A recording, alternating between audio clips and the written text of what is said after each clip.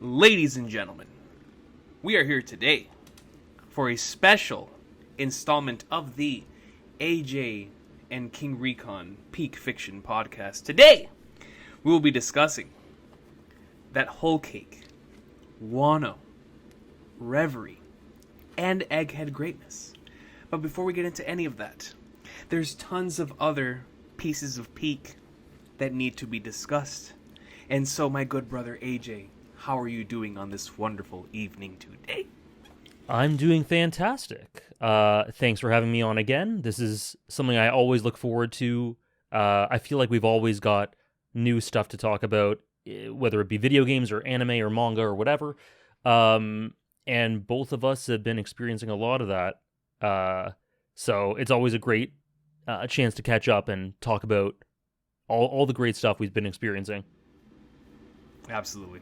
And it's just like you, I always look forward to these. As a matter of fact, I think the next one after this, because it'll be our first, our second. We did a Final Fantasy VII one, which was like 5 hours. Which please go check that out. That was a lot of fun to record. Tons of fun for Final Fantasy VII Rebirth. Tons of fun over there. But the next one should be interesting because I think maybe for the one after this one will be, of course, in a general sense. But by then, you might be caught up to Yakuza as well as Bleach. Yeah. Or no, Yakuza for sure.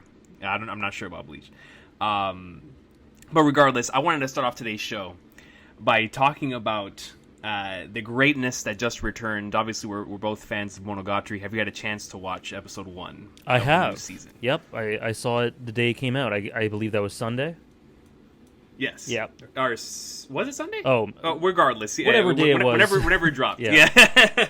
Whatever day it was. Yeah. How did you feel about it? I liked it a lot. I haven't read any of the books. The only books I've read have been sort of just to see the stories I've already seen from the anime. So I read a couple of arcs from Bake. But I haven't read ahead, so I didn't know anything that was coming up. So I didn't know what to expect, but I was really pleased with what I saw. Like, we have that amazing direction, that Monogatari presentation. Of course. That's so, enticing and engaging and just draws you in so much and is so one of a kind that it felt like being back at home. And then a lot of focus on Ononogi and Tsukihi. And I saw the trailer, so in terms of what I'm looking forward to most, I'm guessing Araragi's going to be basically just talked about on the side here and there, maybe a brief appearance. I don't know. That's just what I'm expecting, given the first episode. But my favorite character in the entire series is Shinobu. So I'd love to see more from her. But given what I've seen, I think I'm most looking forward to... I love... Nariko is my favorite character that seems to be central to this stuff. But because she's had an arc already, and this is kind of like picking up the pieces and where do I go from here, I'm actually the thing I'm looking forward to in the most is Sodachi, I think, who is in the preview. Nice. Even though I think Nariko is my favorite character that is central to this season from what I've seen, I'm most interested in Sodachi, I think. So anyway, TLDR, it was great. Did you hear, or did anybody tell you about the fact that they skipped the first novel, at least for now? I'm going to assume they're going to cover it later on the season, but did anybody tell you about the first about the fact that they skipped? I had no idea. Okay, so the first the one that we just experienced, if I'm not mistaken, I'm remembering this correctly. I need to pull up the list again. But it's the second one. So Monogatari, they've done this before where they tell things out of order. So I'm assuming that they're going to go back and touch upon it again. But the reason why I bring this up is because that is going to be a really, really fun one whenever they get around to it. Hopefully. Within this season, maybe they'll pull a Gintama, and you know how Gintama told things a little out of order. Monogatari can afford that as well. But regardless, I'm so happy that you enjoyed the episode. As somebody who's read the novels, it's like going through Hunter x Hunter 2011 with like knowing how it was represented beautifully in the manga, and the anime just expertly brings it to life in ways that I still can't even possibly like put together. That's exactly what it feels like with Monogatari, where rather than it being a manga adaptation, this time it's a novel adaptation, and it's like, how do you bring this to life as masterfully as they do, and they just continue to do so, man. Like, I have to give so much credit to Shaft, because I was expecting some sort of rust or maybe not necessarily rust, but like some sort of difference in presentation. It's been so long since they released Soku that I was at least expecting, like I said, not a drop off or rust, but something different. It genuinely felt like they just picked up where they left off. Yeah, it was so good. And it was so good. It must be really interesting to experience an adaptation of a light novel as opposed to a manga for anime. Like, that must be a whole different sensation. Right. Yeah, like I can imagine, because obviously for manga that kind of feels like a storyboard in and of itself. Like they could take certain camera angles and certain sequences and just adapt it that way. With the novels, you have to picture all of that. It's kind of like what they've been doing with Final Fantasy VII and then the remake. Yeah, where it's like it feels more like a novel adaptation rather than a manga adaptation. It's really, really impressive what they managed to do. But on that same line of thought, in regards to greatness that has returned, something just recently finished, which is another one of my all-time favorites, and that is Hibiki's Sound Euphonium. And I saw that you finished it. What did you think about season 3? Oh, I loved it. Yeah, it's become one of those series that I don't really talk about a ton for some reason, but it's really become a favorite. Like, it's probably one of my favorite. It's definitely one of my favorite KyoAni series, and I think season 3 is probably overall my favorite season, just because of the payoff and I don't know. Again, kind of similar to the Monogatari thing about it's been a while since season 2, so how do they pick up? And obviously with the immense tragedy that's happened in the ensuing time, like how do they pick up where they left off? Is it going to feel different? Like, what's going on there? But the direction, the presentation, the storyboarding, everything to do with it was really beautiful to me. And it was great. It solidified Kumiko as one of my sort of like a favorite protagonist. And yeah, it was just it pretty much followed through on everything I wanted to, and I thoroughly enjoyed it. I didn't even know that you were into it. That's really cool. Oh, dude, I love it, man. Like, I shout out to Fab in over on just in general over on Twitter and Discord and everything. A wonderful legend and on my side of the community, an individual who got me into the series a long time ago because of Liz and the Blue Bird. I don't remember if it was about to be released or it was just recently released. But that was like the main incentive to get into the series, and I would never have imagined the impact that would have had on me creatively and personally through those first 2 seasons. Like there's a moment with Kumiko and I believe it's Reina in season 1 where they're talking about the fact that Kumiko is trying to produce a sound that's in her head, but she can't produce it through the UFO. Oh yeah, and that resonated with how I felt at the time as a writer. Right, and it meant so much to me seeing that on the screen. And so that and of course the I Want to Improve scene. That's one of my favorite scenes in all of anime. But getting to this point, I was wondering, because obviously a lot of my favorite characters graduated at the end of season 2, so I was like, man, how are we gonna do this reset? And to know the role that Kumiko takes in season 3, the development that all the characters go through, the interactions that continue to be the main highlight of the story, but seeing the role that she starts the season with, how she has to deal with that throughout the course of the season, and then the way that it ends is like it couldn't have been any better. It's so perfect. I like you. It's definitely my favorite season, and it has a lot to do with, similar to Monogatari, I can't believe that they were able to pick up where they left off and just continue not only the high quality in regards to the storytelling, but also the presentation. I feel like season 3 might be just as, if not better in presentation than the other 2 seasons, and I thought that would be impossible. You know what I mean? Yeah, it's crazy. With regards to Kumiko, seeing her sort of carry on Taki's torch Yes. was so beautiful. Like I'm a huge fan of Taki. Like he was my favorite character in season 1, and seeing him just shed a tear at the end there, and then Kumiko continuing to embody him in that way, that meant so much. It's just great payoff all around. 100%. Yeah.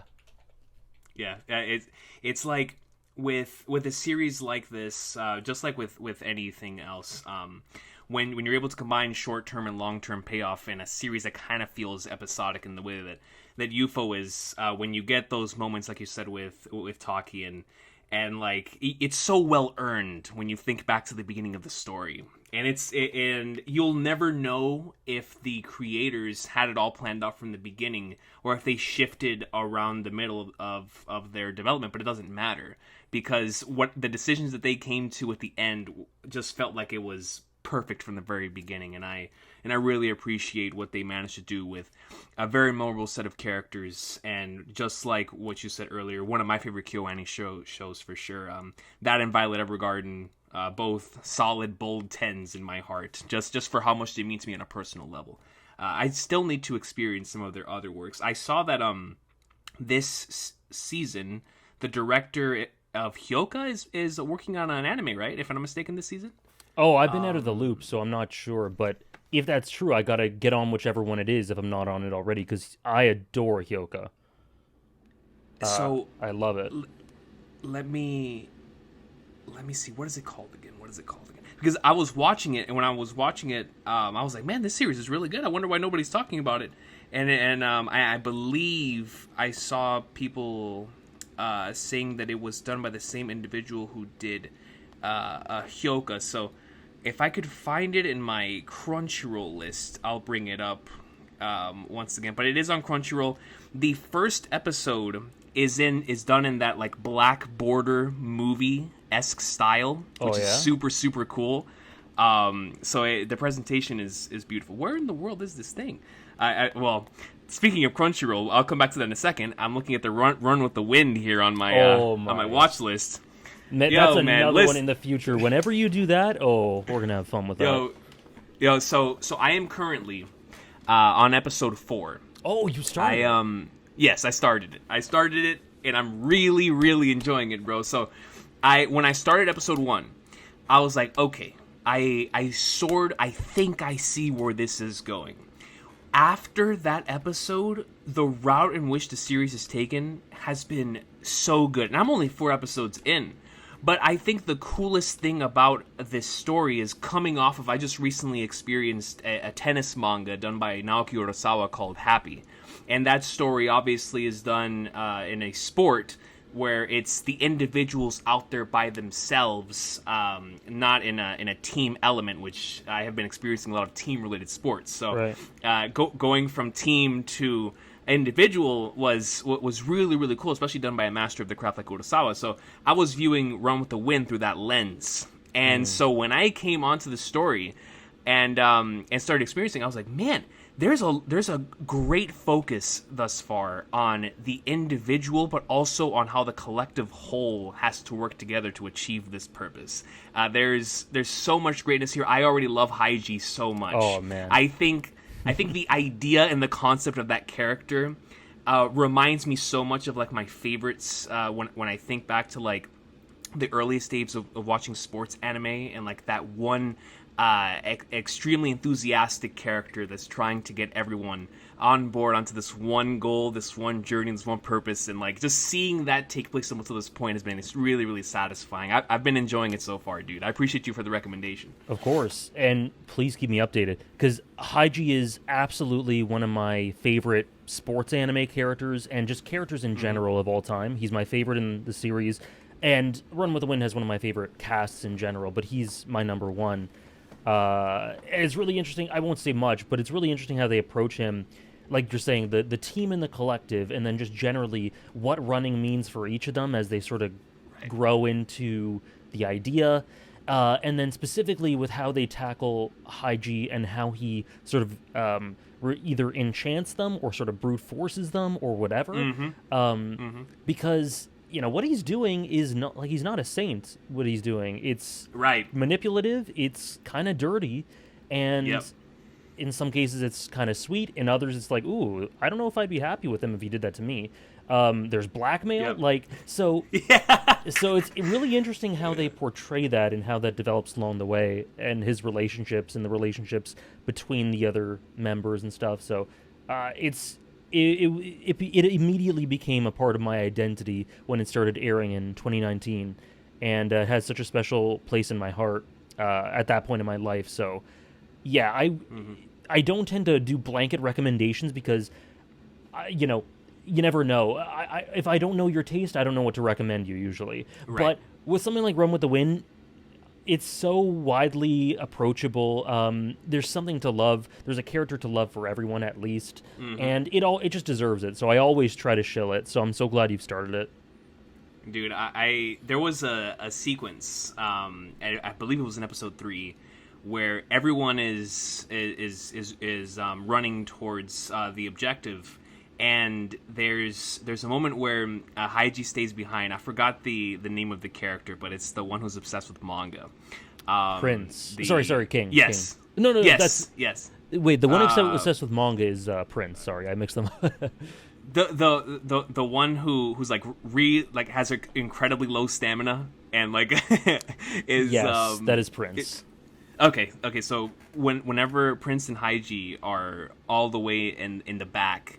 And he's sort of he's sort of leaving everyone else to continue forward, believing that they'll be able to make it to the goal, even though they'll be extremely tired. But the one individual whom he knows he has to press harder than everyone else is the one that's here. And I think that was really cool because it sort of goes into the coaching / leadership aspect of it, where you need to treat each individual differently and when you're a leader to motivate them or to push them. And going back to the blackmail comment and the other things that he's been doing so far to motivate them and or to get them to come on at all costs, I think is one of my favorite parts about this show so far, because it's not afraid to dive into that part of that. And I just think that's so...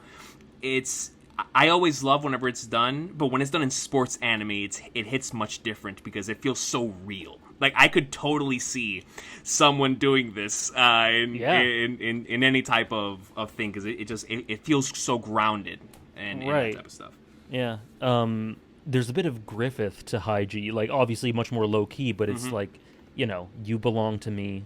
Right. This is my dream at any cost. It's really it's a really interesting dynamic, and there are several character threads and developments and payoffs that I know are super for you. So I can't wait to see how you get on with the rest. Oh man, I also can't wait, dude. So on the other side of things, I know I've been experiencing that. It's been a wonderful thing. I know how much you love it. You just recently restarted the thing I love most right next to One Piece, that Trails Greatness. So I have to know, where are you at right now, and how did you enjoy, if you have finished it, Trails in the Sky second chapter?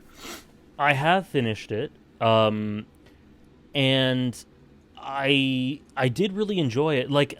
It's a bit of a, because it's such a hefty series. When I first started it, which was, I don't know, 3 years ago or something, I finished first chapter, not super quick, but pretty at a decent speed. Got into second chapter pretty quick after that, and played a little over half, maybe 2/3 of it, and was really enjoying it. But then just stuff in life came up, and I had to put it on a hiatus. And people would ask me about it, when are you getting back to it? I'd always say I have no clue. But it was a bit of partly because of talking to you and your passion for it, and there are 70 games in this series, and I don't know what is when, but I know there's one that came out, and I don't know where in the chronology it is, but you've been excited for it, and that got me a little infectious, and I'm like, you know what, there can't be much left of this. Let me just finish it up. But I had to do a bit of research to remember the characters and what was going on, because it's been a while. And there's still elements of it that I need to get, I think, polished and refreshed in my mind, but I knew enough to be able to get back into it and remember what was going on and immerse myself in the world. And yeah, I enjoyed it quite a bit. It was, I think, is essentially the perfect sequel, quote unquote, after the first game. Like, it expands upon the characterization of several of the central characters, the worlds, the sort of mythos and history, and it just really naturally, organically develops things such that you look at what's going on in the plot towards the climax, and you're like, "Holy crap! Like, when did we? Yeah. Where was the point where we got into all this sort of stuff from those humble beginnings, where it felt quite a bit more grounded than that, you know?" Joshua and Estelle, amazing dynamic. Estelle, yes, super up my alley, just a super me core character. I adore her. And there's a lot of interesting, I guess, character archetypes that are done in interesting ways. Like, I really like the different layers to Cassius. Reminds me a little bit of Jing or Shanks in certain ways. Yep. But also, obviously, totally his own thing. Right. And yeah, it's like the series is really interesting because it reminds me of a lot of other series I really enjoy, while having its own identity and building upon itself really confidently. And you can clearly tell these developers are very confident in this world because there's no rush and it's engaging enough. It's super engaging and they knew that because they really gradually let you into this world and progress the plot, and then suddenly you're in the middle of this incredible conspiracy and there's high stakes everywhere, and you look back and it's like, damn, I've come so far already, and I've just done 2 games out of however many there are in the series. The TLDR is, I really enjoyed it, and if not for Elden Ring, I would have started the third one. I've actually started I've done the first 20 minutes or so of the third one. It seems interesting. Nice. It seems like an interesting premise to start with. But that's on hold until I finish Elden Ring. And I understand that completely, because same thing happened with me in Ace Attorney, which is something I've really been enjoying. An experience that has been cooperative with my brother, and it's been something that's not only brought us closer together, but it's been so peak in and of its own right. And I had to put it down because Elden Ring is just that good. It is. Elden Ring is just so addicting. And Shadow of the Erd Tree has been absolutely masterful. It's absolutely masterful. Did you finish it, by the way? I am on the last boss. Okay. And I was getting absolutely destroyed, so I need to continue on that for sure. But have you finished it? I'm a little behind you, so I think I have. Okay. I can go to the last boss if I want to, but I want to finish up a couple others before I get there. So I'm a little bit behind you. Okay, awesome. Yeah, I did a similar thing to where I got to where I could, and then I just went adventuring around, did literally everything I possibly could, and then I was like, okay, now it's time, and then I started getting whooped. So, but yeah, no, Elden Ring's great, and I mean, I'm so glad that you've been enjoying Trails, bro. Like, obviously, you know how much I love it. It's to me, it feels like a love letter to so many other stories, and specifically the shonen battle manga structure of things, and so to see the fact that I'm sort of glad that you waited to experience Trails, because I feel like viewing Trails through the lens of the big 3 allows it to be like something like a much greater experience, at least in my mind. So I feel like experiencing Bleach and after, of course, you already caught up to One Piece and Naruto, but experiencing Bleach next to Trails should be a really fun experience. I'm looking forward to seeing your thoughts on the third, because that's like the Skypiea of Trails, so where peak. It's absolute peak. It is it's the one where I'm not going to say it's divisive, because it is very beloved, but it's sort of the one that represents so much of what the series is thematically, and you can tell that similar to Ichiro Oda. After Oda did Alabasta and was really successful, same thing with how Trails was FC and SC, I felt like Kondo and Oda both went out of the way to be like, you know what, now it's time to tell a story that's from the bottom of my heart. And so one told Sky the Third, and the other one told Skypiea. And so I'm looking forward to seeing your thoughts on this one, because it's a very ambitious video game, and it takes full advantage not only of the medium but of the of what they had at hand to tell the type of story that they wanted to tell. And so I'm excited to hear your thoughts on the third, knowing how much you love ambitious type of media, and it's definitely one of those. So I'm excited to hear your thoughts on that greatness and the characters at hand, because I love the characters in that game so much. And of course the characters and overall in the Sky trilogy, like you brought up some earlier with Estelle and Joshua, and even my beloved Ouroboros and the characters over there as well. Yeah. It's just so much greatness. I love those characters a ton. I actually viewed them through like the lens of, I don't know, the Akatsuki, the Phantom Troop, the Espada, like the ones that I grew up with, you know what I mean? And it's like, it feels like that type of vibe. Even now that you finished Sky SC, whenever we got to the Egghead stuff, and we started seeing the whole future was in the past and all of that things that we're currently running into in after that reveal in chapter 1066, or I'm sorry, 1064, with the Iron Giant, I immediately thought of Trails, where I was like, man, the end of Sky SC was like, I was viewing it to the end of Sky SC, where I was like, oh yeah, like this feels so similar to that. Yet that came out like 15 years before. That's interesting. This. That's really interesting. Yeah. I immediately equated it to them to being very Akatsuki like. Right.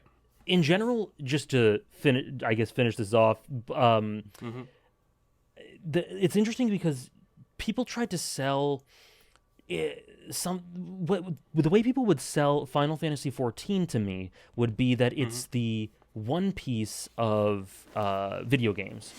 And people would sell Trails to me. I don't know how common this is at all. Maybe it's just a weird instance I had. But people would tell me that Trails is a lot like Hunter x Hunter. And interesting.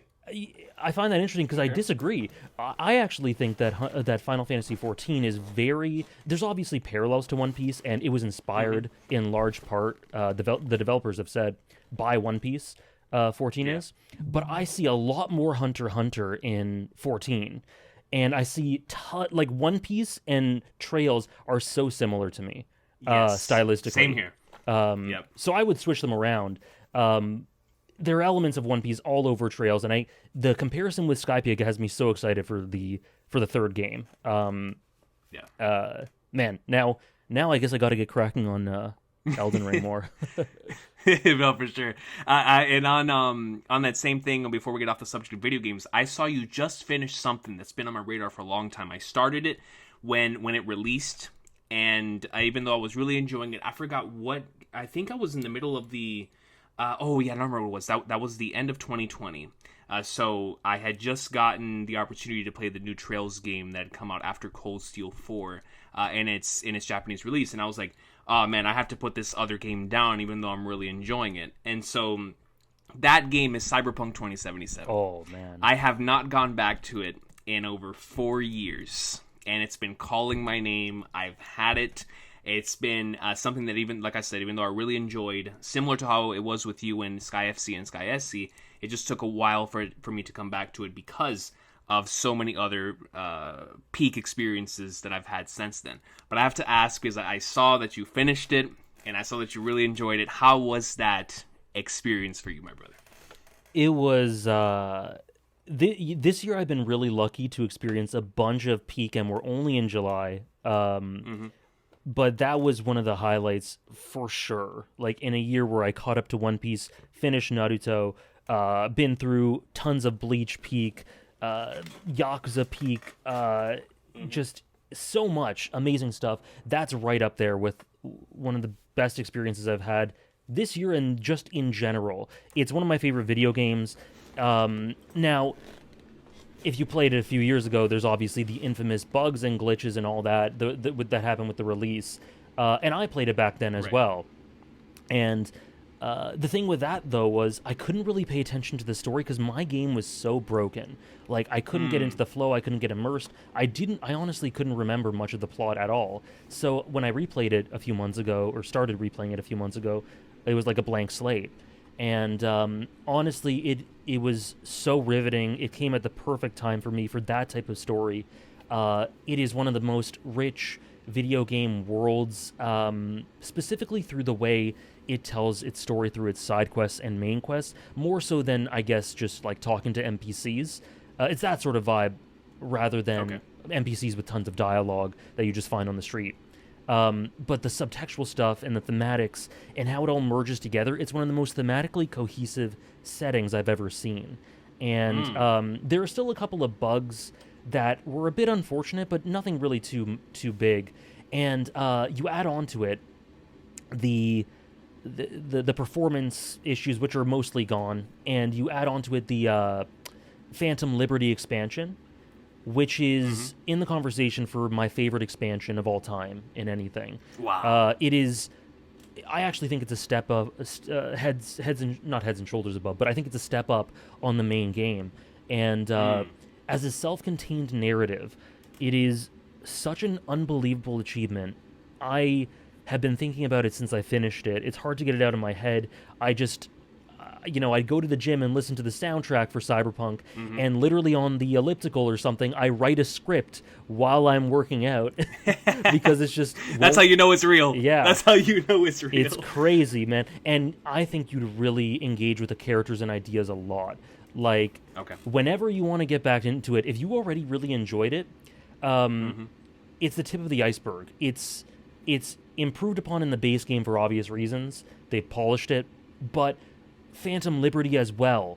Oh man, once you get into that is something special. And then it's not just a side story on its own. It totally coalesces thematically with the main plot of the main story, and it all just comes together so well. It is unforgettable, and it was such a pleasure, such a joy, and that's another thing now. I can't wait for you to get to it. No rush, of course. Whenever you get to it, though, I can't wait, because I think you'd really, really enjoy it. Dude, I will definitely be letting you know.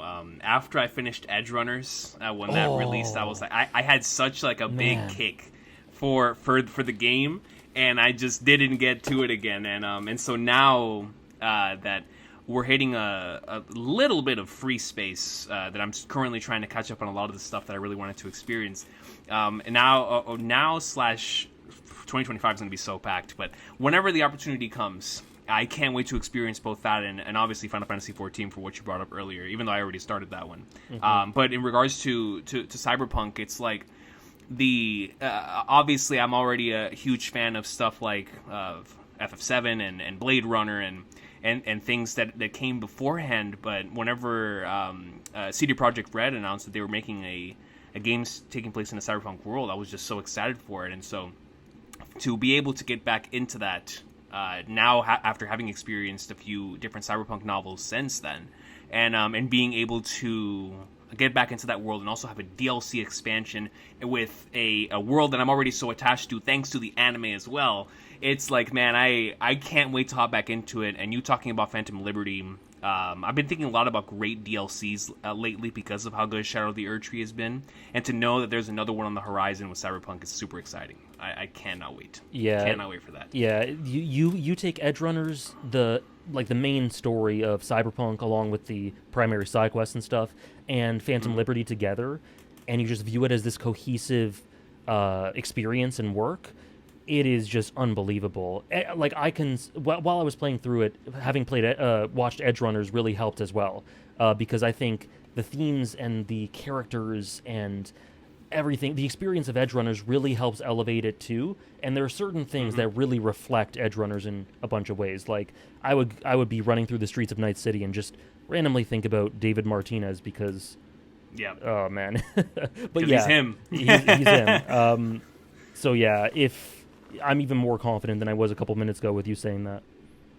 Oh yeah, man, super excited. Obviously, you having just finished that, but you're also still on the journey of legend. You have met my boy Ichiban. You have experienced the turn-based greatness of Yakuza, currently going through the RGG catalog with Judgment and Lost Judgment as well. I just want to know how much fun it's been experiencing the RGG greatness on stream, and in particular for Like a Dragon, because obviously that was a major shift in the story. That's a reset for the franchise, and also for the story as a whole.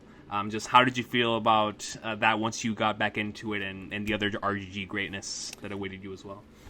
Dude, I'm still another one. Like, I played Yakuza 7 and Cyberpunk so close to one another, and now... anyway, sorry. No, Yakuza Like a Dragon, Yakuza 7. Obviously, it's a big reset, and firstly, I just want to say how much I can do nothing but applaud the storytellers and the developers behind... everything behind every choice that is made in every RGG game, but specifically from 5 onwards, because they never get comfortable. They never stop taking risks. They always innovate, and they're very clever and smart with what they do with assets, while constantly pushing the envelope from a presentation and narrative standpoint. So they've got to be one of the smartest studios I've ever seen, and one of the ones I respect the most, and just, I have so much respect for what they do with the series, and I can't wait to see how it goes into Gaiden and Infinite Wealth. But specifically for Yakuza 7, man, that is like one of the pieces of fiction and storytelling that best reflects me as a person in terms of what I value in stories and media experiences. Agreed. Because of course, Yakuza in general, you think of Yakuza, including 7, but specifically pre-7, it's immense character focus, a fantastic presentation, deep emotions, just incredible character psychology and progression and dynamics all over the place, big character work, big character pieces, and a legacy as well, like the themes and the legacy that builds up as you play through it. Now you get all that in Yakuza 7, and it's arguably the best it is. Like, it's one of the peaks of the series in terms of that. But also, they just completely change, because like changing from Kiryu into a new character, you have to be confident as hell. To make a song for that character, to celebrate that character, you have to be confident as hell. And good thing they were, because Ichiban is everything that's beautiful about shonen and stories and Yakuza in general. But so it's so risky. And then to change the gameplay, but not only to change the gameplay, but to do it in a way that is some of the best gameplay story integration I've seen in any game ever. Agreed. It being from Ichiban's perception, and how Dragon Quest was with him when he was growing up, and how it formed this hero mindset in a world that does not accommodate that, and yet he's so fervently determined to bend the world to his will, so he views it this way. And then everyone gathers around him like he's this storm, very much like Luffy. And so to add all that to Yakuza, it just felt like a no-brainer. I started playing it, I'm like, Yakuza is a JRPG, like it really is, with parties and the drink links, and the party members, and just how it all came together. And then not only that, so you take, and I love JRPGs, so that's another aspect that's so me, in addition to the extreme character work and legacy. But then it just celebrates itself through specifically Chapter 12 and on, with the insane fight with Majima and Saejima, with the insane fight with Kiryu, and him being portrayed as this dragon for Ichiban to take on. That was so good. Oh, like, that loved it. And then stuff like Ichiban going up to the Millennium Tower and looking at it like the FF7 shot. Yes. Oh, like, yes. This game is ingenious, and it just gets stories, it gets JRPGs, it gets video games, it gets why people play them and experience them in the first place, and it's a celebration of stories, video games, JRPGs, and Yakuza, and it's a story about stories in that way. we've talked in the past about stories about stories. Yakuza wasn't a story about stories, not really, but it is in 7. And because of all that, it's like this game I don't know. I think Yakuza 0 is as close to perfection as you can get in a video game story. However, I don't know that it hits me as hard and connects with me as personally as 7 does. So it's like an interesting dynamic. Which one's my favorite? That I've been grappling with since I finished 7. I definitely get it. And I'm just hoping that Gaiden and Infinite Wealth then make me go, oh, okay, which is third and which is fourth? Because or something like that. But no, like I could gush about this forever. Unfortunately, we don't have the time for me to do so, and to just go back and forth about Yakuza 7. But it was so special. It was everything I could have hoped for and more. Dude, man, that makes me so happy because like I was definitely looking forward to your playthrough of 7, just knowing what it had to offer. And obviously there's so many things that can connect with people depending on what they've gone through. But because of what I know of not only your tastes and stories, but what has connected with you from what I've seen in the stories that I've seen you experience, both on Twitter and or on in our personal conversations or on stream, I was like, man, when he gets to 7, that might be one that really hits hard. I'm glad that it did, man, because just like you, it hit me on a really personal level as a creative who, just like Ichiban, did all of those things. Like, I would be in school imagining I was Ichigo, you know what I mean, or Goku, right? And imagining like those same types of scenarios. Except what makes Ichiban so special is he's doing this as a dude that is not a kid. He's doing this as a dude who is embodying what a hero should be, but as like a middle-aged adult. And I just think that is such a great concept. When you take the idea of someone who is this shonen hero, it's if you explore it through someone that's Gintoki-esque of a except rather being like Gintoki in regards to how he's portrayed, he's more portrayed like a Luffy or a Goku, and I think that's so fascinating. But what makes Ichiban stick out to me, similar to how Luffy sticks out to me, is how he just understands people, even though he probably doesn't understand himself. How he understands people, like he has that Luffy thing to him, where if I stick Ichiban with anybody in the world, it feels like Ichiban will understand who that individual is. Absolutely. And he'll be able to do the Naruto thing and speak directly to their heart. And I think that's what makes not only him as a protagonist work really well, but makes the shift in tone to this work extremely well. And so I love all of those elements. I love that you brought up the FF7 shot, because the game is filled with those types of references to JRPGs, to anime, and like you said, to stories. It's so good, man. And going back to Kiryu and Saejima and Majima, it's one of my favorite things in anything that's long form is when you bring characters back. But it's a completely different thing when you see that through a new character's eyes, because a new protagonist has been brought into the picture. And so when you have the protagonist meeting protagonist deal that I love so much in my stories, that it will always be memorable. And so when that moment happened in this game, and like you said, Kiryu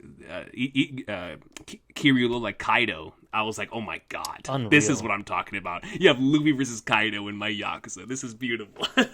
So I love it, and I'm so glad you've been enjoying it, man. Shout out to Yakuza, and now knowing how you feel about this one, I'm even more excited to see how you feel about the RGG greatness here coming forward. But man, speaking of shonen battle manga and greatness that you have been experiencing, man, I am 3 VODs behind because unfortunately this has been a crazy month. Last time that I was with you, you were going through the beginning of the invasion into Hueco Mundo, meeting Neliel, the Pesce greatness, Dondo Chaka, and the insanity that ensued there at the beginning. I have to ask, in the last 3 VODs, where are you right now, and how have you been experiencing and enjoying that Bleach greatness? Because, man, those streams have been so much fun to watch, bro. Firstly, thanks for your presence in them, because that's tons of fun. For sure. And whenever you can come, it's always awesome. But So I have just finished 315, which means I'm done Hueco Mundo. I just finished Hueco Mundo this past Wednesday. So what has happened in that time? We had, wow, it's been so much. So we basically had the Grimjo backstory.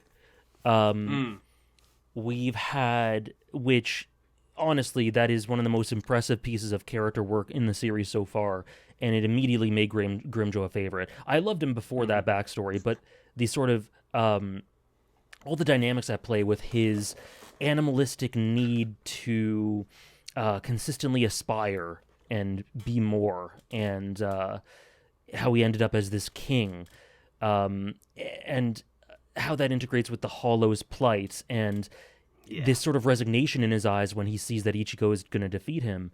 There's something so special and tragic, and yet I don't know. It's just there's so many elements at play here with the Grimjo stuff that just really had me taken aback and in awe. Orihime's had great stuff throughout since Arrancar started. We've had, I don't know if you were there, maybe for the Rukia Kaien backstory. Like that is Peak! that is the, to me that's like the heart of this, pardon the pun, the heart of the series is in that flashback to me. 100%. We had all the captains posting up.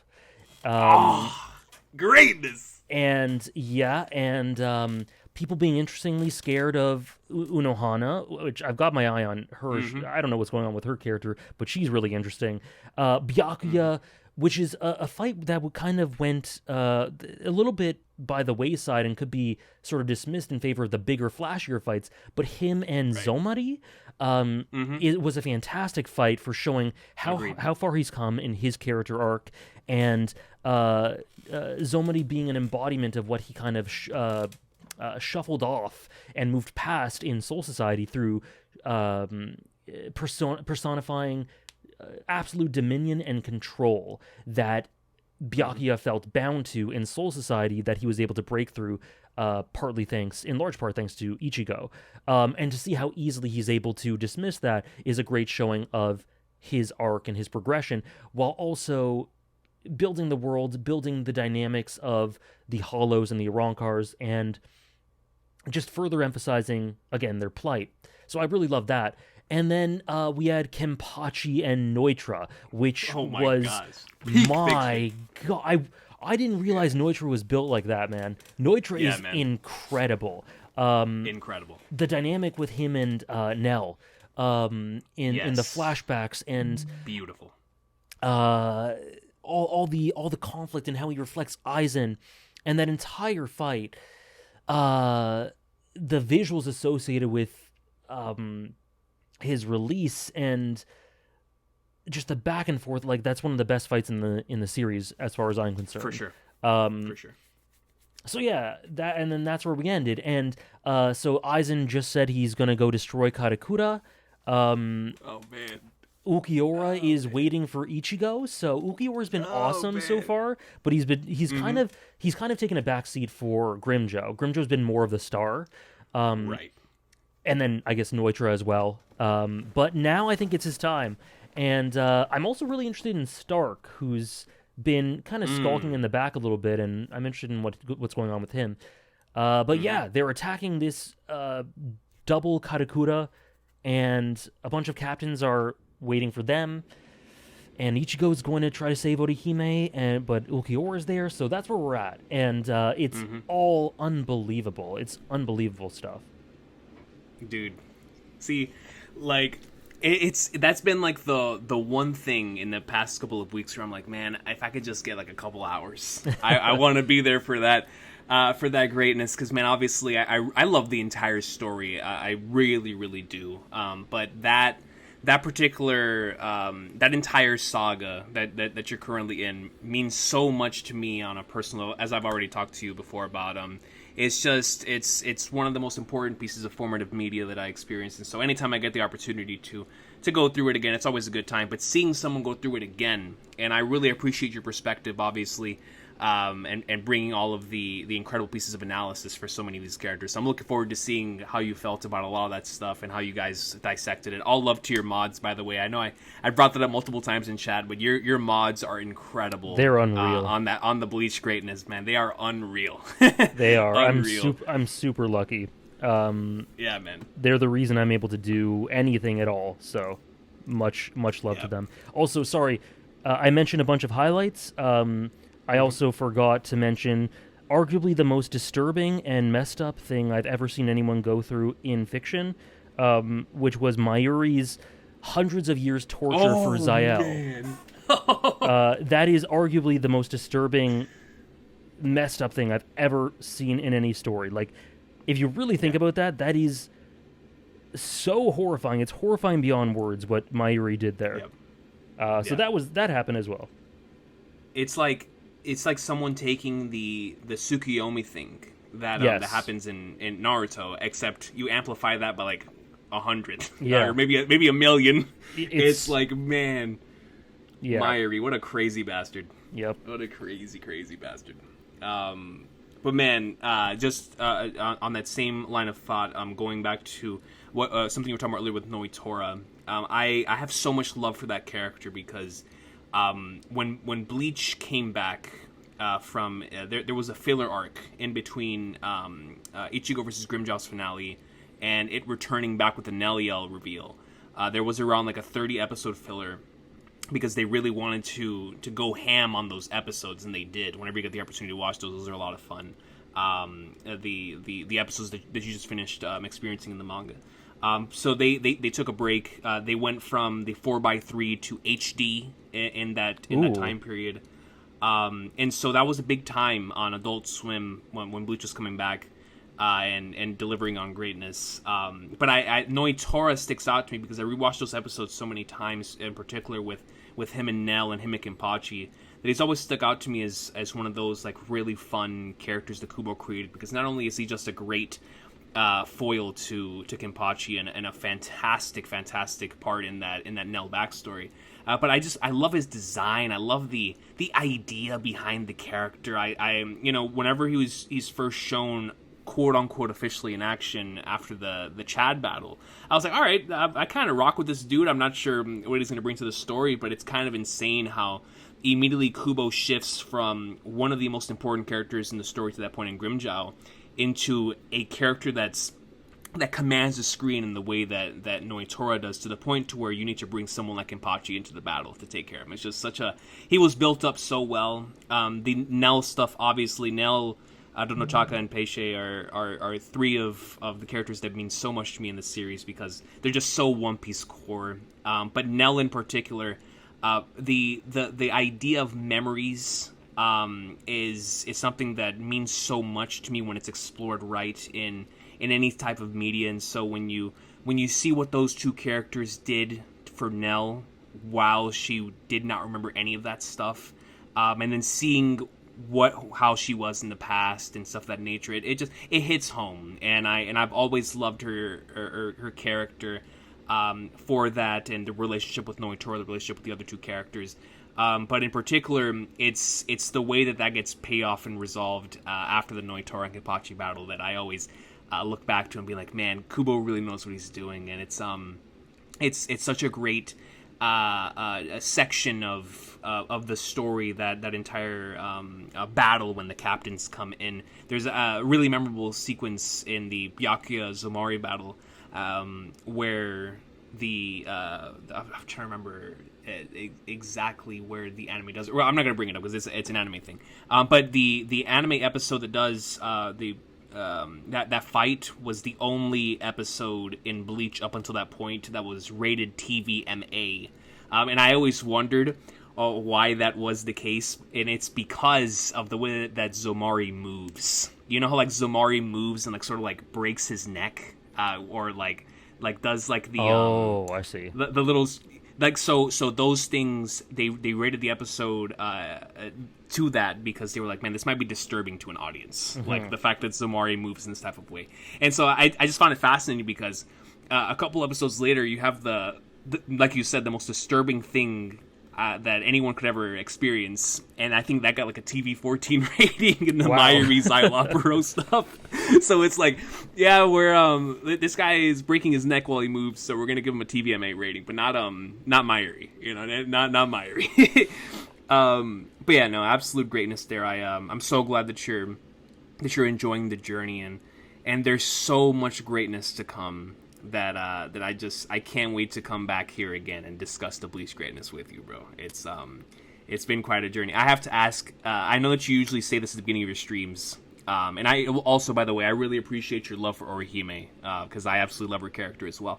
Who would you say right now are your top 5 favorite Bleach characters before we move on to the One Piece greatness? Okay, I gotta give some honorable mentions because like it's a mishmash. It's a mess in there. But okay, let me just quickly find it because okay, so I'll go from like 11, 12 and then up. Or actually I'll go from 13 because that's a tier. So Tosen I think is really, really good and really subtextually powerful. He's my 13. Zangetsu and Urahara are Kisuke are 11 and 12. And then Neutra entered the top 10 after this recent stuff. But it's a mess. He could be as high as, I don't know, 7 or something. But nonetheless, he's 10th. Gin, who I absolutely adore. Oh, that's my guy. I love Gin, and a character who I think there's a lot of beauty in the tiny details and the tiny lines and the tiny glances. In particular with him, Kubo loves that stuff, but with Gin in particular, it's really, really special to me. Like him saying sorry to Rangiku, like why? Yeah. Him being obsessed with happy endings, like why? Like so, I'm just so invested. I have Byakuya at 8, and then Aizen at 7, which is I guess low because I know I have Aizen at 7, but I think it's just because lately a lot of characters have had much more focus in the Rancor saga, and he's been kind of on his perch just watching it all. Again, he could be higher, but and I actually project him to be like top 3 or something, top 2 or 3, or even 1. But as of right now, I have Aizen at 7, Kenpachi at 6, who again could be higher. I think he's one of the best embodiments of shonen in anything, and there's I think he's just Kubo's way of channeling his love for battle shonen, and 100%. And there's a quiet moment in his fight with Neutra where he just goes, "I don't want to die," which it totally contrasts his reckless abandon prior to that, and I think is kind of a meta way to show Kubo's love for this type of storytelling and how he hopes it never goes away. That's just my interpretation of that. Anyway, and then actual top 5, Grimjo 5, Renji 4, Rukia 3, Orihime 2, and Ichigo 1. I love it. That is such an awesome top 5. Yeah, but I love it. It's such a mess that I had to say the ones below him too, because I'm like, no, I respect it. I want to talk about Aizen and Gin. I would have done the same thing. Yep. Oh man. Yeah, and I appreciate you for going down because, I always love whenever we get into like that section of the list because I feel like that's where everyone's list starts differentiating, and it's always super fun hearing how people feel about certain characters. But like I said earlier, I really appreciate your love for Orihime because she's definitely a character that upon my first watch through of the story, I loved so much that it's only grown through the rereads and the rewatches that I've done in the years since. And so to see you have this appreciation for that character on your first read through is super good. And right there with her is Rukia, which I hold them in tandem the same way that I would like an Aerith and a Tifa. That they're so well handled and executed, but in just different and similar ways from each other, and in parallel, honestly, in certain instances. And they're just fantastic characters, just fantastic characters. And so I appreciate your love for both of them, and obviously our boy Mr. Knight, feel like number 1, the instrumental version at number 1. So absolutely. Shout out to Ichigo. But like I said, I can't wait to watch the VODs for that, and I hope to be in one of those streams as soon as possible, considering the greatness that you're about to experience. But now, it is time for us to get on to the topic at hand. Ladies and gentlemen, I have been so excited to discuss this particular stretch with AJ.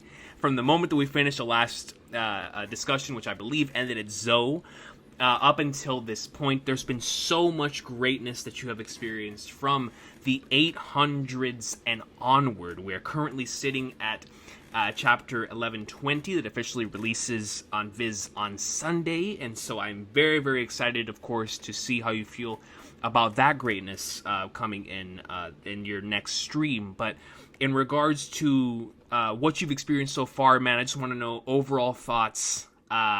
Ichiro Oda is insane. So any overall thoughts that you have from Whole Cake to Reverie to Wano to Egghead, anything that you want to tell the audience or me, or just get off your chest on that One Piece greatness. Talk to me, man.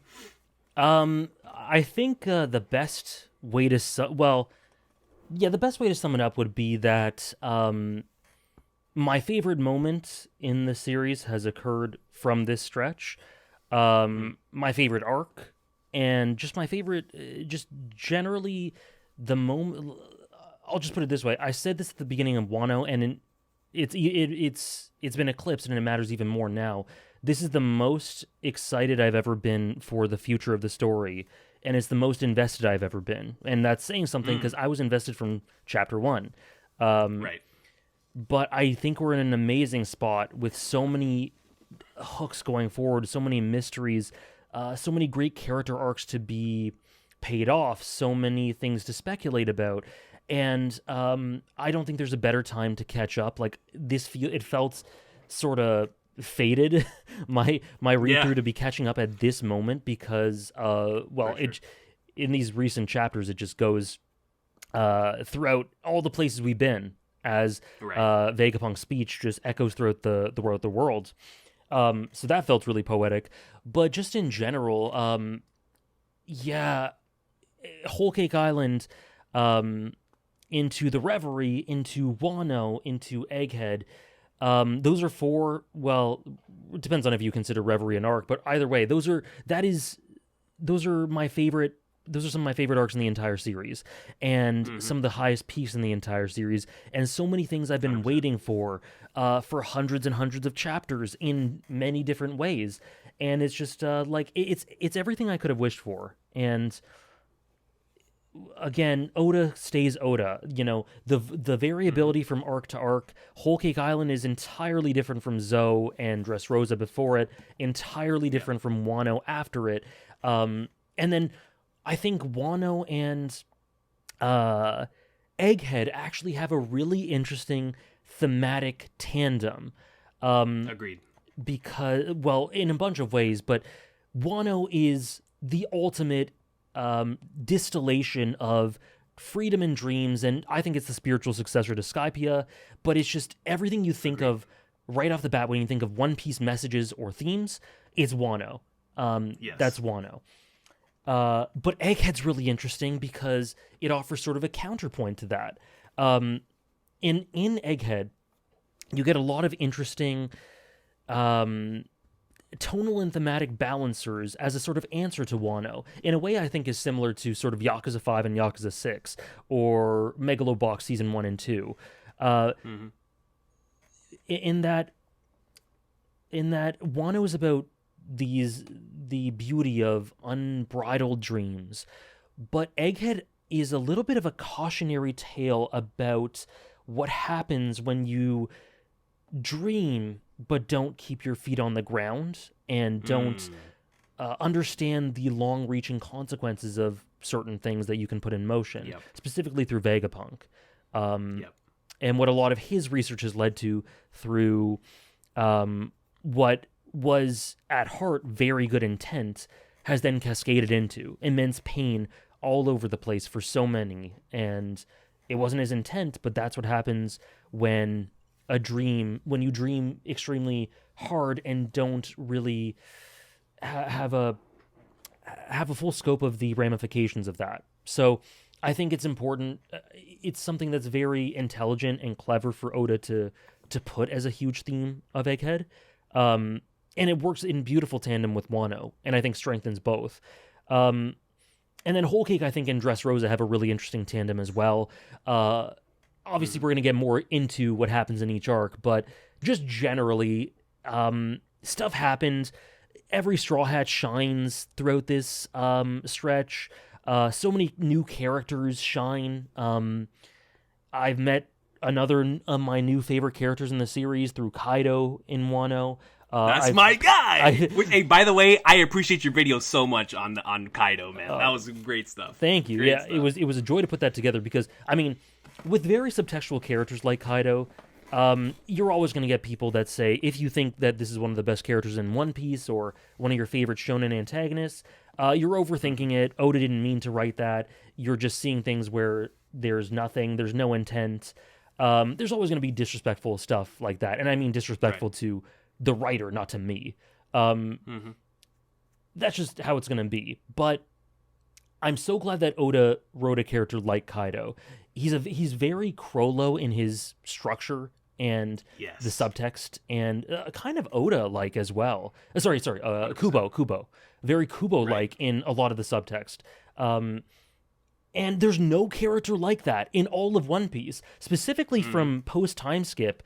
I really like the antagonist pre-time skip, but from post-time skip, Oda really varies up the designs of his antagonists. Like, I think Doflamingo is pretty classically One Piece. He's not... I think he's my second favorite character in the story, still, to this day. So he's masterful. But I don't think that he's... like, his structure and his story and his backstory and how he's presented... not the content, but the style is not super out of the realms of One Piece in general, what we've come to know and love from Oda. However, someone like Hody Jones, totally different. Someone like Katakuri, totally different. Kaido, Big Mom, and how they're presented. And like, it's this lovely balance of the familiar. So for like Doflamingo, I think, is just the ultimate form of One Piece character writing. But he is what I came to expect pre-time skip. But people like Hody Jones, I wouldn't have expected at all. What an amazing concept. Kaido as well. And then we have someone like Orochi, who I think is a fantastic character, who is like very much in the vein of Spandam, but I think just better. So like, there are these characters that are very familiar, and then there are these characters that are very different. And Oda's found this perfect balance, I think, in character writing and storytelling that maintains the series' identity while just evolving it so much. And then, of course, I cannot finish the gush of 800 on without mentioning what is, in my opinion, the greatest hook in the series going forward, which is Emu. Yes! Amen! I can't get enough of Emu. I'm obsessed with Emu. Emu was immediately one of my favorite characters based off of one chapter. One chapter. That's all it took. It's so good. It's everything. It's so I don't know, man. We need to get into it chronologically because I'll just lose my train of thought just talking about it all. No, I love it, dude. I'm because that's exactly how it feels, right? Like from where we left off last time until now, there's so much stuff that Oda has put out that it's like, where does one even begin, man? It's insane. I'm so glad you brought up Emu. I guess we'll get to that in a second. In regards to going back and, like you said, going through it chronologically, in regards to Whole Cake, I remember last time you were talking about how you were hoping, coming off of Zoe, that we would really dive into what he was trying to do with Sanji. Obviously, there's so many different things that were at play there. But how did you feel about Sanji coming out of Whole Cake, and in particular how the stuff with him and Luffy was resolved, how the stuff with him and the rest of the Straws was resolved? If you want to bring in like any interactions with him and like Judge or Pudding or any of those characters, feel free to do so. But just in regards to Sanji and Whole Cake, because I feel like obviously coming off of the pre-time skip where Sanji was highlighted in so many shapes and forms for potential possibilities for what could happen in the future. And to see us start that off in Dressrosa, in Zou you have him have his finest hour while taking us into what would lead into the big Sanji stuff in Whole Cake. And so as someone who, I remember in our last discussion was very much looking forward to that, how did you feel about the way that Oda ended up structuring that and or taking care and handling the Sanji stuff in Whole Cake? Yeah, I adored it. I thought it was exactly what I was hoping for. And, you know, I don't think Oda can have any complaints about people expecting a lot, because it had been built up, there had been hints and breadcrumbs, and it was at that point, 800 plus chapters in, the biggest build-up for any Straw Hat backstory or lore dump or emotional dump or whatever. Like, the biggest build-up for a Straw Hat focused arc, I guess. In terms of, I guess, pure length and anticipation. There's, you know, I was waiting for the Robin stuff, but I didn't have to wait 800 chapters for it, you know? Right. So there was a lot of expectations, but I was really pleased with what we got. I also specifically like how it recontextualizes a lot of his actions, and I think Sanji alone adds a lot of reread value. 100%. Through there's a dual layer to a lot of his interactions earlier on, and the way he looks at food, and the way he looks at women, and the way he, the way he feels indebted to Zeph and the Baratier in general now has even more weight because of how little kindness he'd been shown, and how he then all of a sudden started viewing that as something he had to repay, instead of it just being family or friends just caring for each other naturally. And how the series has been him slowly learning that and opening up to being vulnerable. So the whole backstory with that, how his siblings and Judge fit into it, how it recontextualizes everything, it was beautiful. But I actually, and I think it speaks for itself, a lot of it. Like, I don't have much to add with regards to that. But what I really like to draw attention to when it comes to Sanji post-time skip specifically is that I think Wano is as good for him as Whole Cake Island is. I was just about to bring that up. Right, because Nice. you can't really talk... Awesome. It's jumping ahead a little bit, but you can't really talk about Sanji's development in Whole Cake if you've read Wano without mentioning Wano as well. Because That's right. Whole Cake is where, you know, we're sort of shocked into seeing everything that Sanji is, and his vulnerabilities are laid bare, and it's very intimate between him and the Straw Hats, and everyone understands him, and, like, we get it. We see the full picture. But that's almost the easy part. That's almost the easy part if you consider what has to come next, which is him being able to take the next step and move past his insecurities and pain and open himself up to being vulnerable. That is, I think, the most difficult thing for him. 100%. Because it's what you have to live with. You could almost fool yourself into thinking that Sanji could almost wake up one morning and think that maybe it was a dream that that all the Straw Hats learned about the deepest inner sense of self and why I do the things I do. But then you have to live with that, and you have to interact with it every day and grow. And so I'm specifically thinking of a couple of things, but the main thing that comes to mind is when he cries out to Robin for help. Right. And says, "Please help me." And people are like, Black Maria's laughing at him. People in the fandom laugh at him. I see people on Twitter and across YouTube comments laughing at Sanji for this, when in my opinion it is in the conversation for his most important moment. It's one of his most important moments, Definitely. without a doubt.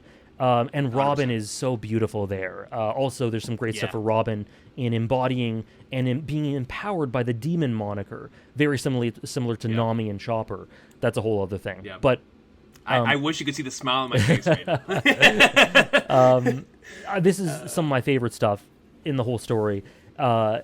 And Robin being the person that he's able to depend on, and how she just so embraces that, and she says she knows how much it means for him, because she specifically says, thank you for relying on me, because she knows how big of a step that was for him to open up and not look at being vulnerable as this huge mark of shame, not having to be strong all the time, because they're a family, and that's what they do.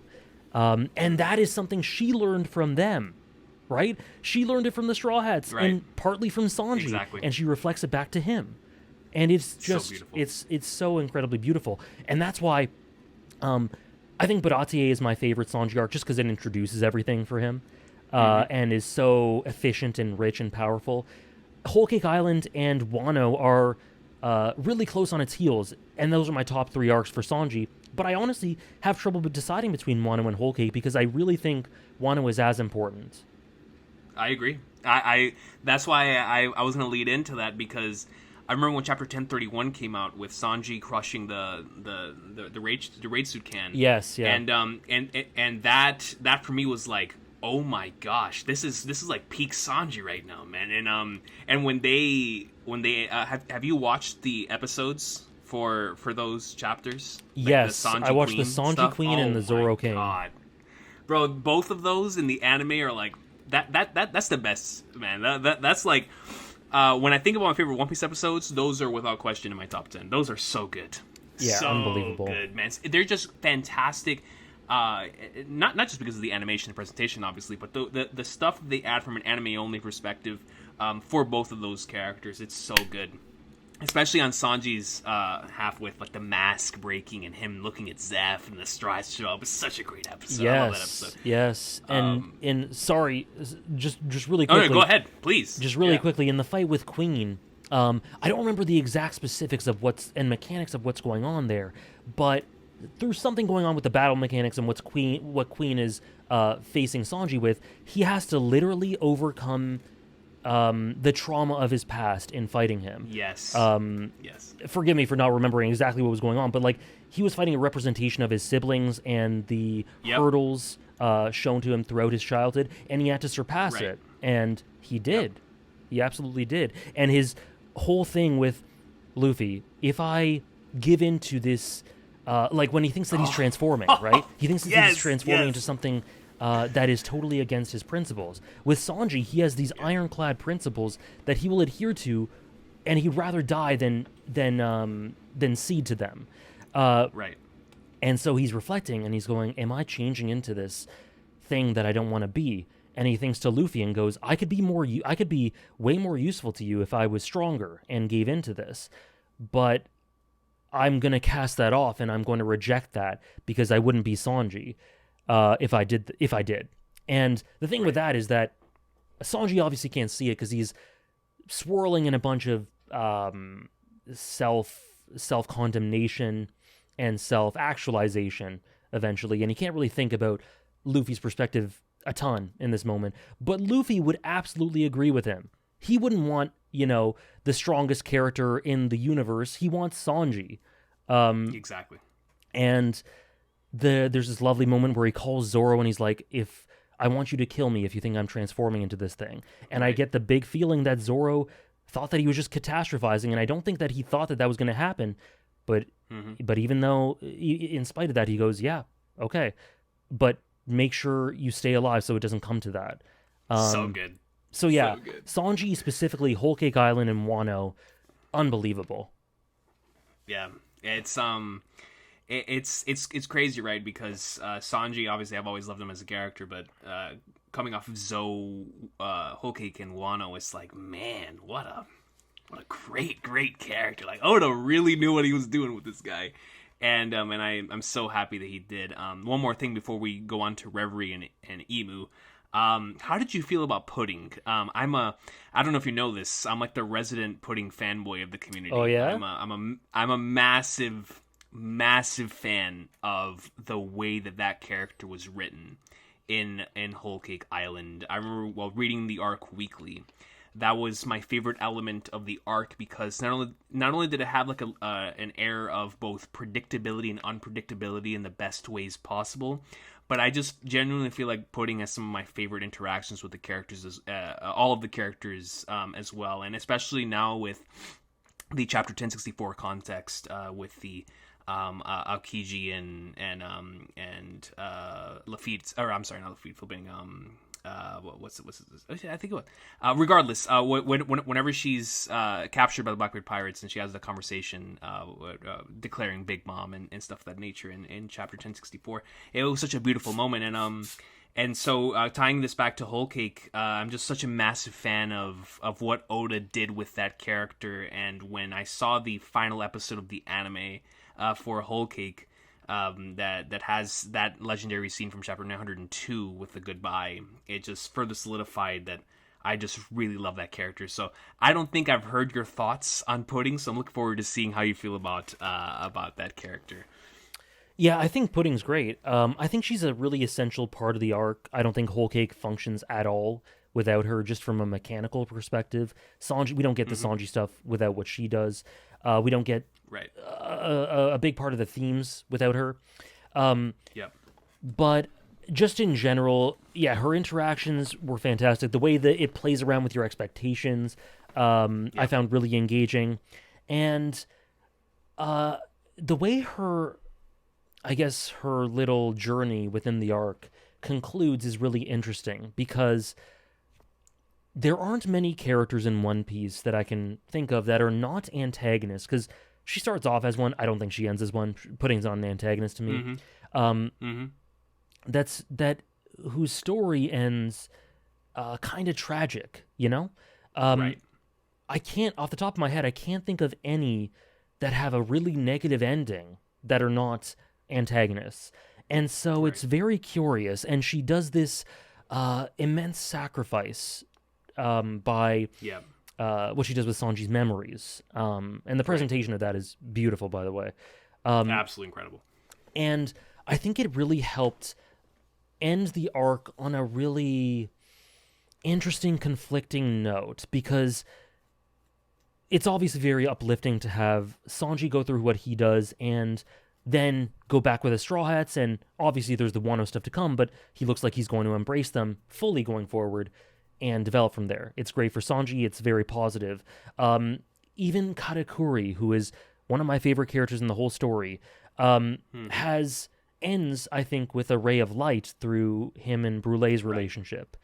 But Pudding doesn't have anyone, and she isolates herself for Sanji's own good at her, and sacrifices that for herself. And her sort of coming to terms with who she is in a way very similar to Sanji was a very, like, there were very negative things that ended up happening to her, but she embraced them all the same, knowing that it was what was best in multiple different ways for her, for Sanji, and just what had to happen. So there's I think she adds this really great element that no one else really does, and contrasts the arc in a lot of ways, while just being generally engaging and in multiple ways, and having great interactions and great dynamics, and being mechanically sound as well. So yeah, I think she does a little bit of everything, and I found her to be one of the most important characters of Whole Cake. And yeah, I think she's great. And I didn't know you were her resident number one fan, but I'm really glad about that, because she deserves it. Yeah, like when it comes to, in particular, since their introductions, when it comes to Big News Morgans, that's Pudding, and Yamato, those three characters, anytime that I see either of the three, I'm like, oh, let's go. Like, let's flip and go. Because obviously, I love other characters just as much, if not more, than those characters. But in terms of being attached to them because of the weekly experience, it's those three are the ones that always stick out in my mind. Like, God, I love flipping Morgan's, Yamato and Pudding. They're characters that when they show up, like, for example, like in cover stories or something, I'm like, all right, this is gonna be a 50 out of 10 chapter because they're on the cover story. It's okay. Yeah, it's gonna be goated. But let's go on to Reverie, and I guess I want to both include the Reverie and then what we learned about the Reverie inside of Egghead. And obviously with chapter 1060, just let this be the Emu episode. Let's both gush about one of the most important and incredible characters that he's building here.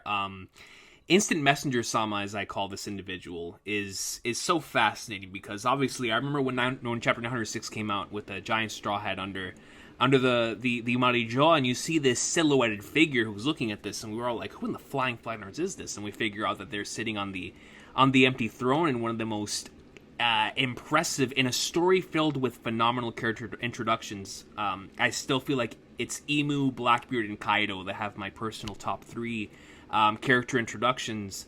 And Emu's character introduction, it feels like a slow burn that we just continue to learn more about in the most Sephiroth-ian way possible. It's so cool. This individual that we saw back on the empty throne, as someone whom the Gorosei, throughout the course of the entire story, were like, yo, they don't bend a knee to anyone, and they immediately bend a knee to this one individual, automatically lifts them up to a standard that feels like they cannot even be reached.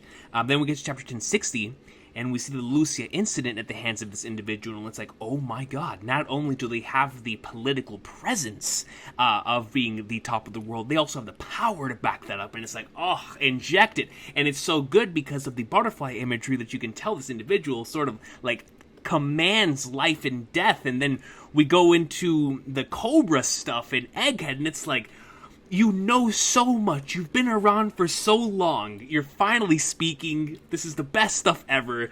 You and Joy Boy are the individuals that fascinate me the most over anyone in the story. And it's like, the more we get from Emu, the happier I'll be, because this is the most interesting character in the story to me right now. It's like having a character who has been in control this entire time. It's like having Oda himself as a character within the story, and it's just, I love it. I feel like we've never really had a character like this, and before I pass it over to you, it's so fascinating because Oda has established throughout every single major kingdom in the series that we've gone to, that almost every king and every prince and the emperors, not the pirates, but the emperors of their significant lands, they're so prideful about the fact that they own these lands. Some of them even rule with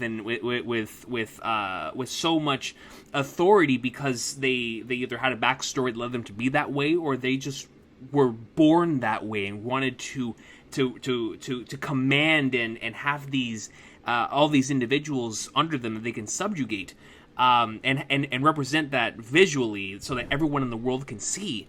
But then the actual individual who's in control of the entire planet wants no business of anyone knowing that they exist, and yet they are in full control of everything. And it's like that by itself. When you have a character that is the complete opposite of everyone else, and yet you know they want to be in complete control of everything, it's like, God, what are you, Oda? What are you building with this character? What are you creating with this character? You've obviously been so intentional with all the kings and queens in the verse, and now you have the ultimate one who's acting in a different way than the others. Yet it's much more savage and is very much killing in line for killing as many things as possible in order to achieve their objective, to the point to where it's led to my belief that Emu and the boys sort of did like a verse reset 800 years ago. It's like, my God, what are you building with such an important character that feels like they're rooted in so much mythology and religion? And it's like the potential for this character is limitless. And I can't wait to hear your thoughts on Instant Messenger Sama, man. I just love that character so much. Beautiful name, by the way. No, I totally agree with everything you say. Like I said earlier, Emu is the greatest hook for me going forward. Like, there's tons. Like I said, this is the best place. This is the most I've ever been into One Piece. This is the most invested I've been, with so many different plot threads and hooks going all over the place. But this is Emu is the thing, the element of the story that I'm most interested in and most engaged in going forward. More than Luffy's dream, more than Elbaf and the implications that might have for Usopp if that happens, more than what's going on with Blackbeard, more than what's going on with Shanks. And these are all things that I adore, like beyond words. But Emu tops it all. And so much of it has to do with the presentation and the thematics, Yeah. and specifically just how diametrically Emu and Luffy oppose each other. Right. There's something really special when I look at three big endgame dynamics in very different ways. One of them being Blackbeard and Luffy, one of them being, I think, Shanks and Luffy, and then we have Emu and Luffy. And this is the most, like, diametrically opposite one. And it's so engaging because of that, because there was nothing like this. The moment we had Emu introduced, it's like that was a formative moment for me, because I didn't realize something about One Piece and my experience with One Piece until that moment, which is that I thought I had One Piece completely understood. I thought I had a handle on the entire story. I thought that I knew exactly, like, where it peaked for me, and I thought that it had a ceiling.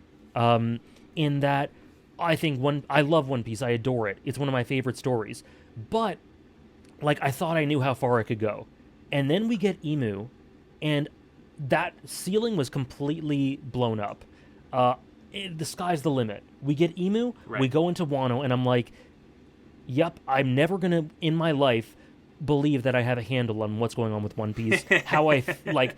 I'm never going to put it... Like, after this, it just opened up this world of possibilities in terms of my love for the story. The moment Emu appeared, I just started loving the story at a level I didn't think was possible. That I thought, like I said, I thought there was a ceiling, subconsciously, but it just opened up everything for me. So it's very huge for me for that reason.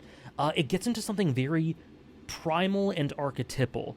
Obviously, with Blackbeard, we have him and Luffy being very similar in a lot of ways and diametrically opposite, and foiling each other in a lot of ways through his immense darkness. But Emu is literally darkness and evil incarnate. And it goes down to the base archetypal level of humanity, light and dark. That's it, you know?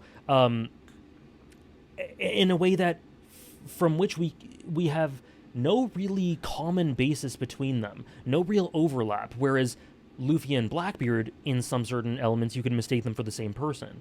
And that is just so enticing. It's so different, and yet converges with what Blackbeard's got going on in a really interesting way. And just so that introduction and what it did for the world and all that is unbelievably fantastic. But and then of course the scale of what happened at Lelouch. But then also, like you kind of alluded to, the light and the dark, the life and the death. There is immense contrast in Emu. The butterflies, like you said, this sanctuary, this oasis that they call their abode. The casual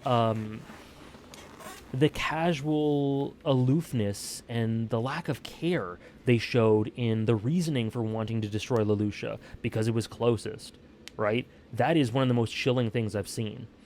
And just what they command, the Gorosei, as they sit atop their throne, just... I don't know. It's. I get these immense, evocative. They evoke so much in me, so much wonder about where the story's going to go, and I really do think that this is going to be a unique period in the story because I would predict that they're going to be humanized eventually. I think we're going to learn. We're going to learn about their backstory, why they did this reset on the world, why they're erasing the Void Century, what their beef with Joy Boy was, why they diametrically and thematically oppose Luffy and Joy Boy and Nika and everything. Their deal with the Nefeltari dynasty, everything. I think that's going to give us a very human character. But the fact that they are so demonic and inhumane and inhuman at the moment is so engaging. It's a weird comparison, but it kind of reminds me a little bit of Obito, because when Obito put on the mask and he had the mask, he was this concept. He was this complete enigma. Right. And then he gets fleshed out and humanized, and you understand him, and he becomes even better. Of course, he exponentially gets better. But there was something unique about that period where you couldn't put your finger on exactly what was going on. And I feel something very similar with Emu right now. That sort of aura, the presentation in the anime specifically as well, the music and the direction and how they're presented. And the way they just evoke all these feelings, and they remind me of Wind Waker one moment because of what they do with the worlds, Legend of Zelda Wind Waker, and then they remind me of Obito the next, and then they remind me of like Saudon, and it's just so hard to put your finger on. That's actually a great comparison. Yeah, it's so hard to put your finger on what's going on with them. Sometimes they remind me of Kefka. You know, you said Sephiroth, like. Yep. Beatrice. Yeah. Oh my gosh. So. Yeah. And again, it's the sort of character where not a lot is explicitly stated, but there's so much efficiency. I think Emu's got to be the most efficient character in a series full of efficient characters.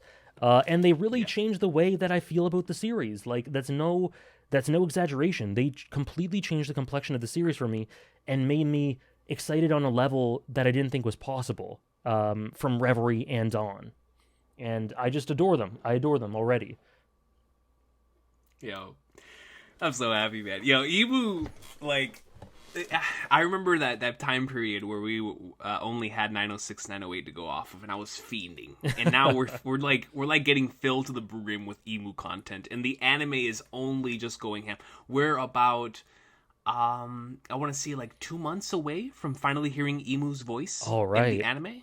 So I can't wait to hear. I'm going to assume they're going to have some sort of muffled voice or something over it, but it's still going to be really, really exciting. I love what you said about the concept. The concept of Emu is so fascinating. We're in that stage where it is that we don't know anything else about this character besides the context clues around. Like, that's the only thing we could piece together. Like, the theorizing about Emu has been some of my favorite stuff about these streams. The more that gets revealed about the Void Sentry, it's like the more I find out about the Gorosei, the more we find out about Joy Boy and Emeth and what happened all those years ago, and the ocean, the rising sea level. It's like, it just makes me even more fascinated in this character as a concept. But going into the next arc here, if you want to combine your thoughts for Wano and Onigashima, you are more than free to do so. I'm going to let you have the floor first because I feel like I'll be here for a generation and a half. So I'll let you go first, and I'll go after for the thoughts on Wano. This obviously is an arc that means so much to me. So, man, what did you think about Wano? What did you think about Onigashima? Any standout highlight characters, moments, and things that, like you were alluding to earlier with like the Robin or Sanji stuff that you would just like to explore in regards to this humongous, massive epic that Oda drew? Yeah, man, it's almost like I have everything to say and nothing to say about it at the same time.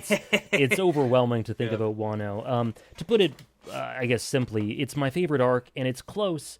It's definitely close with the likes of Marineford and Skypia and Water 7 and Enies Lobby, but it's my favorite arc, and I think it's got the best cast in general of arc-specific characters. Now, of course, it's the longest arc by a large margin, so that is a bit of an unfair advantage, but nonetheless, that's how I feel about its cast. The Scabbards, unbelievable. We have Tama and Yasu and what is, in my opinion, one of the greatest character arcs in the series, which is Momo. Yes. In the conversation for the best character arc in the series, right up there. I agree. And one of the best dynamics in the series of Luffy and Momo, and specifically, great dynamics across the board with characters and Kaido. Well, of course, there's one of the best backstories, which is Odin and Roger and the laugh, and that was Roger laughing was for a short-lived top one moment of One Piece for me. I was crying my eyes out at that. and then G5 changed that, Gear 5 changed that. But no, I'm right there with you. yeah. So dynamics with Kaido, because his relationships sort of define him, and the ways in which they foil him, each tell you something different and interesting about him. And throughout Wano, there are all these breadcrumbs, and throughout the entire series, there are breadcrumbs that help you to properly appreciate Kaido, and as a result, proper appreciate Wano, because I don't think that you can actually grasp the full extent of what Wano is saying without understanding Kaido. And Kaido is a challenge. Like, Kaido is a challenging character to parse out. But through his relationships with, of course, Luffy, but Yamato and Momo, these two who reflect one another and contrast one another in such interesting ways. The strongest versus what some would say the weakest. But that goes in on itself, because I think that Kaido is, while he's physically strong, incredibly weak of spirit. And I think that Momo is one of the strongest spirits in the series. And then them reflecting each other, and through being these dragons, of course, that reflect one another. And one of the big contrasts between them being their ability to make connections and live in a way that they can be proud of is really amazing. I mentioned Yamato. Odin, specifically Odin and Kaido. I think actually one of my favorite dynamics, one of my favorite like low-key dynamics in the series is Hiriluk and Kaido. Death completes a person, and then Hiriluk's philosophy on when a man dies. I think there's so much there that's really, really interesting to examine. And last but not least at all, King, who I think gives Kaido... I don't know what Oda's going to do with Kaido, but maybe I think in a situation where Kaido just dies in that volcano, it's very fitting, and I would have no complaints. In a situation where Kaido lives and maybe is able to be the person he was never able, maybe is able to sort of turn over a new leaf through inspiration, because as much as he was fighting Luffy, I think that he was kind of inspired in seeing Luffy, this dream in many ways, that he aspired to be and aspired to gatekeep, and just everything that he was envied. I think he was inspired to see that. And so I think through a mix of that and this one person reflecting, kind of like Robin did for Sanji, reflecting the unbelievable connection and warmth and inspiration back at him that he showed King, that could save him, and that could help him turn over a new leaf and actually restart and begin living in a way he wants to live, which I think could be it could be an amazing thing. It could be one of my favorite things in the whole series if Oda decides to go that way. However, if he doesn't, that's totally fine. But man, the foundation is there for something immense. So I think Wano is many things, and I'll get into it in a second, but among them is a character piece of Kaido, much like Dressrosa was a character piece for Doflamingo. Agreed. And then it's just, there's so much yearning and nostalgia and sentiment and love for one's home. And this enduring hope to get that back through the 9 scabbards, regardless of what that home is. From the 9 scabbards, those who live, those who die, to those who have died in the ensuing 20 years, who just had to fight or couldn't take it any longer, or whatever, to the average random citizen of Wano who just sends out the lantern hoping for Kaido to go away, or Otoko's thank you to Yasu, and just everything throughout the series is full of yearning and spirit and sentiment and emotion and heart and love. And because of the way it's structured, like this 3-act story, bookended in this story, it always felt inevitable. Also because this is One Piece and this is Oda and that's how the story's told, but it just felt inevitable that Kaido was going to be defeated. Wano would be freed. But the way that didn't make in some cases, predictability is a great thing in stories. And in this case, I think it was absolutely beautiful. And ends with this lovely play and this tale being told, especially in the anime, which did an amazing job at that. Man. And which sort of solidified Wano in itself. One Piece is one of those stories about stories, but Wano in itself is a story about stories. About heroes, about hope, about what Joy Boy and Nika and Luffy represents, and how it will continue to inspire. And then just everything that Gear 5 represents, how it embeds Luffy in this legendary status, makes him an icon, makes him a myth and a legend. And, you know, when Mihawk called him this heaven-sent boy, like, it just adds even more richness to that. And it's crazy because I'm going through these chapters where Who's Who just randomly is being racist to Jinbei, and then and then goes, actually, okay, sorry about that. Anyways, here's Nika. Like, holy crap. And they just drop that. Huge reveal. Insane reveal. And I'm, in real time, Who's talking about all this stuff, and Luffy is, in the back of my mind, being elevated exponentially because of how you apply all this to Luffy and the rest of the series. And so just, Wano is everything. It's got an unbelievable cast, unbelievable themes. It's empowering. It's about dreams and freedom and what Luffy represents, and it launches the series into this unbelievably legendary status. I thought it was already legendary. It goes even further. Same with Luffy. It gives us one of the most important dynamics in the series with Kaido. It gives all the Straw Hats fantastic moments. And it is just everything I've come to expect from One Piece, just dialed up and distilled and at its purest. And that's, I think, why it's my favorite. Oh, man, dude. Yeah, I you know what? Hold on. I'm clapping. I'm clapping over here. All right? That was beautiful. That spoke to my soul as a massive, massive fan of this arc. You know, I've been going back and forth. I'm going to be doing a favorite One Piece arcs ranking thing that the community and I have been really excited for after Egghead ends, and I've been preparing for it over the past couple of months.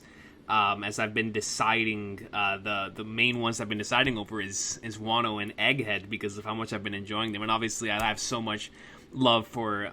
It's just every One Piece arc to me means so much to me, but in like the Sky Pias, the Marineford's, the Water Serenity's lobbies, the Whole Cakes, the Wanos, the Eggheads, like there's just so much greatness in the story, but Wano in particular has always been like the consistent number one, even whenever it was ongoing. I would even dare say it was from very early on in the arc, but after it finished its runtime, and I've had the opportunity to go back and go through it again and watch it in the anime, read it in the manga, and go back through those memories. It's so fascinating, right? Because I obviously, when I look at my favorite arcs of all time, not just in One Piece, but in anything in general, they fall in line on like three different categories, right? There are those that I love from a pure entertainment standpoint that I absolutely adore, and I can't get enough of just like watching. Something like from like one of my favorite Dragon Ball arcs, or even like some of my favorite arcs in like a sports series that I get an adrenaline rush from experiencing them. Or something like a Tsubasa Tiger from Monogatari that just hits me on an extremely personal level. And then there's something like a Chimera Ant arc that combines the both of those and makes it an extremely entertaining experience that's also really enlightening and personal for me as an individual, as a human, and as a creator. Then you get something like Wano, which for the first time ever in my entire life, something made me feel the same way I felt when I first discovered Dragon Ball as a kid. And anybody who's listening to this knows about Dragon Ball and Hispanics. That is a very sacred thing. You know what I mean? That's a comparison beyond any type of measure. And so I meant that every single week. You know, when we were getting the Ultimate chapter with the Shanks, Blackbeard, Roger, and Whitebeard bounty reveals, when we got the He Laughed chapter, when we got the Odin backstory, when we got the Scabbards running up on Kaido and Roof Piece and the Conqueror's coding chapter, and then you get the Sanji and Zoro greatness, and you get the Luffy Momonosuke greatness, then you get the greatest stretch of chapters I've ever experienced in my entire life, which is that Gear 5 Drums of Liberation stretch, and it's like, this is the only arc, and I've experienced a lot of things, man, but this is the only arc that took me back, and every single time that I came on here to read a chapter, it legit made me feel like I did while I was watching Dragon Ball as a kid. And I mean that specifically in terms of as I've gotten older, I go through so many pieces of media and I analyze them whether I want to or not through the lens of either a YouTuber, a creator in my own right of attempting to write my own stories, or an appreciator of this medium. Wano, in so many different points, especially on my first experience of each individual chapter, was me stripping all of that away. It's like as if I had never gone through any of that. And it was just pure, unadulterated joy of like me going through Dragon Ball again for the first time. That is something that by itself would elevate Wano to the highest of highest degrees, because I just loved it that much, to the point where I didn't even think about anything. I was just like, I love this. But then I add on the analytical aspect that I also love about this arc so much. And it's like, I love Wano for the same reason I love Dragon Ball, but I also love Wano for the same reason I love Suda 51, or the same reason I love Final Fantasy 7, or the same reason I love Metal Gear Solid 2, which is that I can look at these things and listen to hours upon hours of dissection and interpretation, because everyone comes at it from a different way and a different light, because like you said, this is a story about stories. And going into what I was saying earlier in regards to preparing myself for the arc ranking video, I've been experiencing so many pieces of Japanese media, and even like stuff on other individuals experiencing these pieces of Japanese media, where there's like, you know, going into Japan as a concept, right? As somebody who's obviously just extremely from a young age has always loved the Japanese anime and video games and anything from over there, thanks to FF7 and Sailor Moon. It's like, man, I look at stuff like My Neighbor Totoro or Millennium Kitchen's Boku no Natsuyasumi that showcase summer in Japan. Then you look at something like Fiji Yoshikawa's Musashi, released in 1892, and something like Takehiko Inoue's Vagabond, which takes that story and brings it into the modern day, the story of a samurai. These, you know, you take the rural summer showcased through My Neighbor Totoro, and in other forms within video games as well, and within novels, similar to how the samurais have been showcased through in novels, and now in anime, in manga as well, and even through video games like stuff like Ghost of Tsushima. But then you look at stuff like what's truly quintessential for Japanese storytelling, which is their kabuki plays and the cinema that they continuously, not just One Piece, but other forms of media draw back to as well, like Akira Kurosawa's Seven Samurai. But what I really want to draw attention to with Akira Kurosawa is his incredible duology, Yojimbo and Sanjuro, both released in 1961 1962, respectively. If you watch Akira Kurosawa's Yojimbo, and you start off that movie, you see how Oda core and how much that story influenced Ichiro Oda, whether it was on a subconscious level or a level where it was clear inspiration. You see, the movie starts off with a central figure running into a son that is arguing with his pops because he wants to be free and wants to eat whatever he wants, just like how Wano started. Boy. He even runs into an old man that doesn't have anything but rice to offer, similar to what happened with the Tengu and Tama. And it's like a raid takes place in that movie. There's even like a Neko Mamushi Inarashi thing going through there. So it's like, I can't say Wano is a modern day adaptation of that movie, because obviously it's not. But what Wano is, it is a love letter to the Seven Samurai, to the Tale of Momotaro, to Yojimbo, to all of these things that make Japanese storytelling so special, to Oda himself.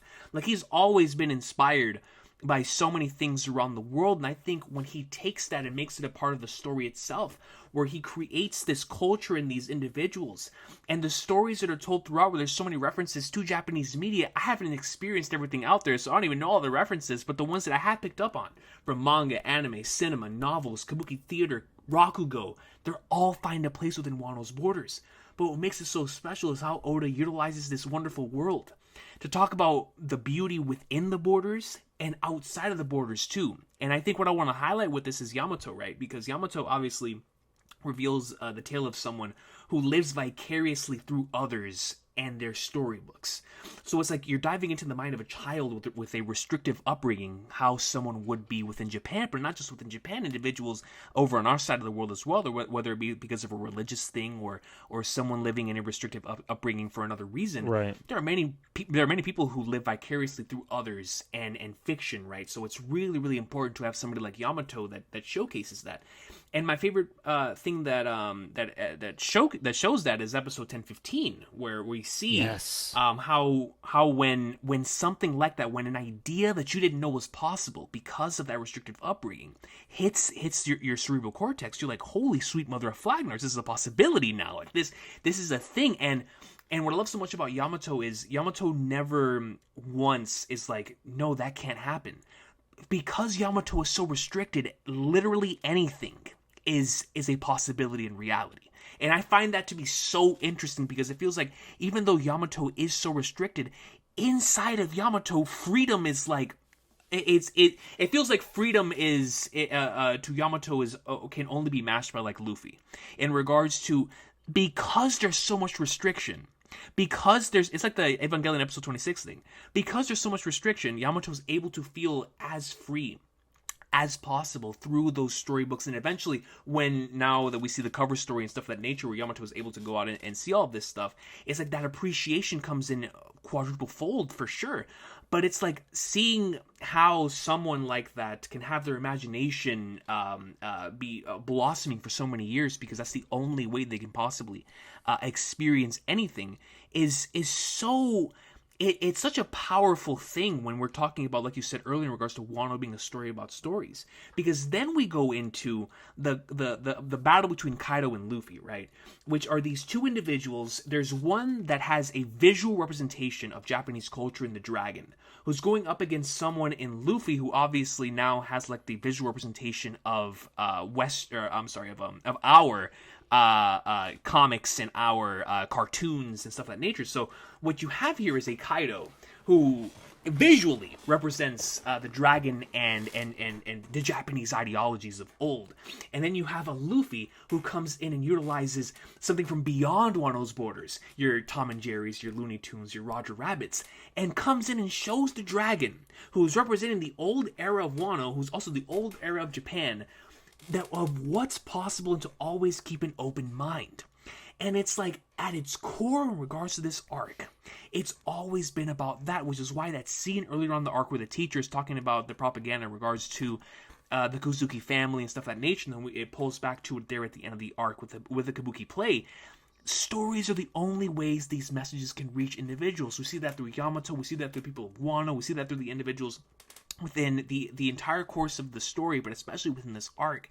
And it's so fascinating because you have a Luffy who has been inspired throughout the entire course of the story through windmills and Lucci's Soru, and he teaches himself how to utilize all these different techniques because he found them to be interesting and fascinating.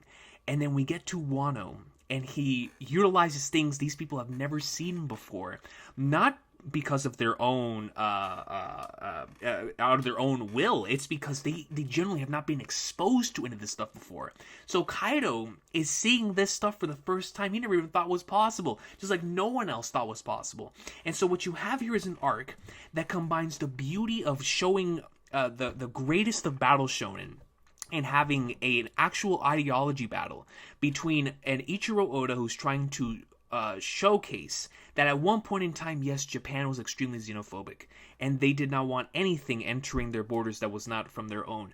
But he's showcasing that's just like how Tom and Jerry came in and inspired not just himself, but it inspired Osamu Tezuka, it inspired Naoki Urasawa, it inspired Akira Toriyama, and created some of the greatest works we've ever seen.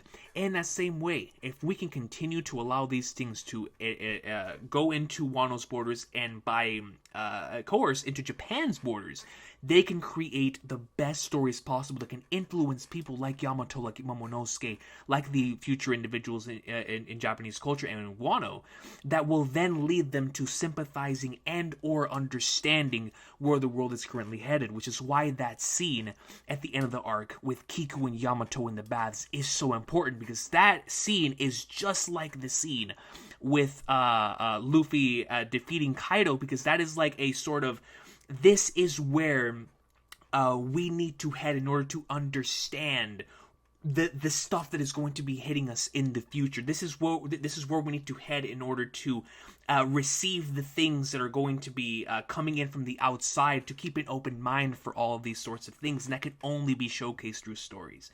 And so Wano's a story about Japan, it's a story about fiction, and because of that, it's a story about life. And I think that's why I love this arc so much, because it dives into so many things. What makes shonen battle manga so special? What makes manga so special? What makes cartoons so special? But in particular, when you go right into it and you just have somebody like Luffy, who's inspired by literally everything, finds everything to be cool. He doesn't care if it's an Irish comic, a Japanese comic, a robot from New Zealand or from America. It'll be the coolest thing ever for him. And I think what Oda's trying to say is, if you can keep an open mind like Luffy, you can defeat whatever in the world is out there possible, even what appears to be impossible. And I'm so glad that Kaido, someone who was so stuck in his own ways, was able to see that. And I think that Oda was utilizing Kaido and Orochi as representations of that old Japanese style of thinking. And I think when you combine those two things, and you completely capitalize what the medium is capable of in an ambitious story from chapter 909 to chapter 1057, it's really difficult for me to not put this as number one, because you give me something that's both Dragon Ball and its entertainment value, but makes me think about it like if it's Metal Gear Solid 2 with how powerful of a message it is. So I love this arc so much, man. I really do. Dude, you've I'm kind of a little mind blown. You've that whole layer about the Western Looney Tunes-esque. I mean, obviously, you see Gear 5 and you immediately think Looney Tunes, but I never thought of it from the metatextual point of view that you just sort of illuminated. I never thought of it that way, and how it reflected the actual themes of the series in and Oda's life and Oda's inspirations and what he's trying to say through Luffy kind of just being this sort of force of nature. And again, the thing you just said, I think that makes it even more powerful, the idea that Kaido was inspired by Luffy, because he never wanted to be like Orochi. He never wanted to. It was just a series of, again, weakness of spirit, bad decisions, bad luck that had led him down that path, and it's all his fault, of course. Like, you can't... This is something that he has done. He has done horrific things, and he's teamed up with an evil, evil person. But he never wanted it to be that way, and exactly. What a great way to be a stimulus. Again, if he survives, for it to be a combination of... Again, I really think King could be hugely important, but a combination of that warmth that he can never see and those connections that he inspired that he can never see in other people, and this sort of openness that he was incapable of seeing, as he acted in a way that undercut his own heart. That is beautiful. I've never heard it described that way. I've never talked to anyone who said that in chat, outside of chat. I obviously didn't come to it myself, so thank you so much for giving me that lens to look through it, because that just deepens and enriches it even more. And the main thing I just thought of while you were saying all that is that Luffy is to Wano and Final Fantasy X minors, moderate spoilers, I guess. What I know what you're gonna what say. Tidus is to Spira. Yes. A complete alternate perspective because of these people so conditioned to hopelessness and yet still holding on to this hope that seems like it's futile, but still it's an interesting paradox where they are holding on to hope but nonetheless don't expect it to be fulfilled, don't think about things differently. And then Luffy comes in and embodies all of that just through a different perspective, because Luffy, on some level he embodies a god, but some of the beauty about Luffy is that he really is at his core just a human. He's just a guy. Yeah. He's just a dude. And he doesn't even know what Nika is. He doesn't know what it means. He doesn't know what he's doing. Just as a byproduct of who he is, he represents all that you just said and all these beautiful, larger-than-life things. And that's no different from what he's been doing the entire story. All he did was live in the way he saw fit and try to help those he cared about. And anything else was a byproduct of that. And that is the same thing in Wano, just on a larger scale. So, man, Wano's amazing. Again, thank you so much for explaining it in that way, because I've never thought of it that way. That's so cool.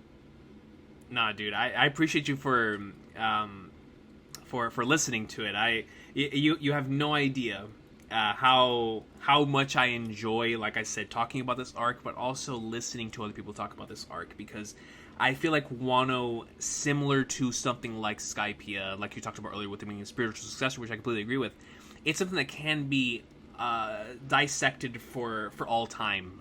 It's going to be this arc after One Piece ends, and especially whenever we have the context of what truly took place with like Toki back in the day and the Void Century and the Kozuki clan and all that. We can dissect it in regards to that and the theories and the lore and all that. But I feel like thematically, we'll always be able to look back at this section of the story and dissect it because it feels like the most pure Oda arc. Just like the reason why I mentioned Suda 51 earlier is because Suda 51 is known for, wearing his inspirations on his sleeve in literally everything that he creates. And I feel like Ichiro Oda, even though he's always done that, there's obviously a lot of Disney, a lot of classic cartoons, a lot of Japanese media that are represented throughout the course of the story and all different types of things. But Wano feels like the most unabashedly just his love letter to the culture that he grew up in, but also to the stories that made him him. And so because of that, I feel like the Gear 5 reveal, whenever people compare it to Super Saiyan, that's intentional, you know what I mean? And stuff of that nature in regards to not just the ideas that were presented there by like someone like Akira Toriyama, but also for the overall spectrum of shonen battle manga as a whole, and Japanese cinema too, when you bring in like Akira Kurosawa or any of the legends from Japanese cinema. And like I said, I don't know much about Kabuki theater, so there's probably a lot of stuff there that he's referenced to, but the fact remains that he wore all those inspirations on his sleeve. And so because of that, we're going to be dissecting Wano for a really long time, and I can't wait to hear more interpretations. But heading into an arc that we're currently dissecting as we're currently recording this. Like I said, chapter 1120 is about to come out. We're currently in the middle of an arc that appears to be concluding soon. What are your thoughts, man, on Dr. Vegapunk, Egghead, one of the craziest stretch of chapters in the entire story, which is from the moment that Shanks bodies Kid up until the incredible the Garp and Kuzan stuff that eventually leads into the incredible Kuma flashback, and of course now the Vegapunk message. Just what are your overall thoughts on Egghead, and how has that experience been for you so far in the few chapters that you've experienced weekly? Oh, it's been great. I think that, like I said earlier, Egghead is, specifically this point of Egghead, but just Egghead in general, is such a great week-to-week chapter. I enjoyed it a ton on a binge. And I wouldn't change anything about my experience at all. But I guess I've done 3. This weekend's going to be my 4th chapter. Nice. I think where I'm reading week to week.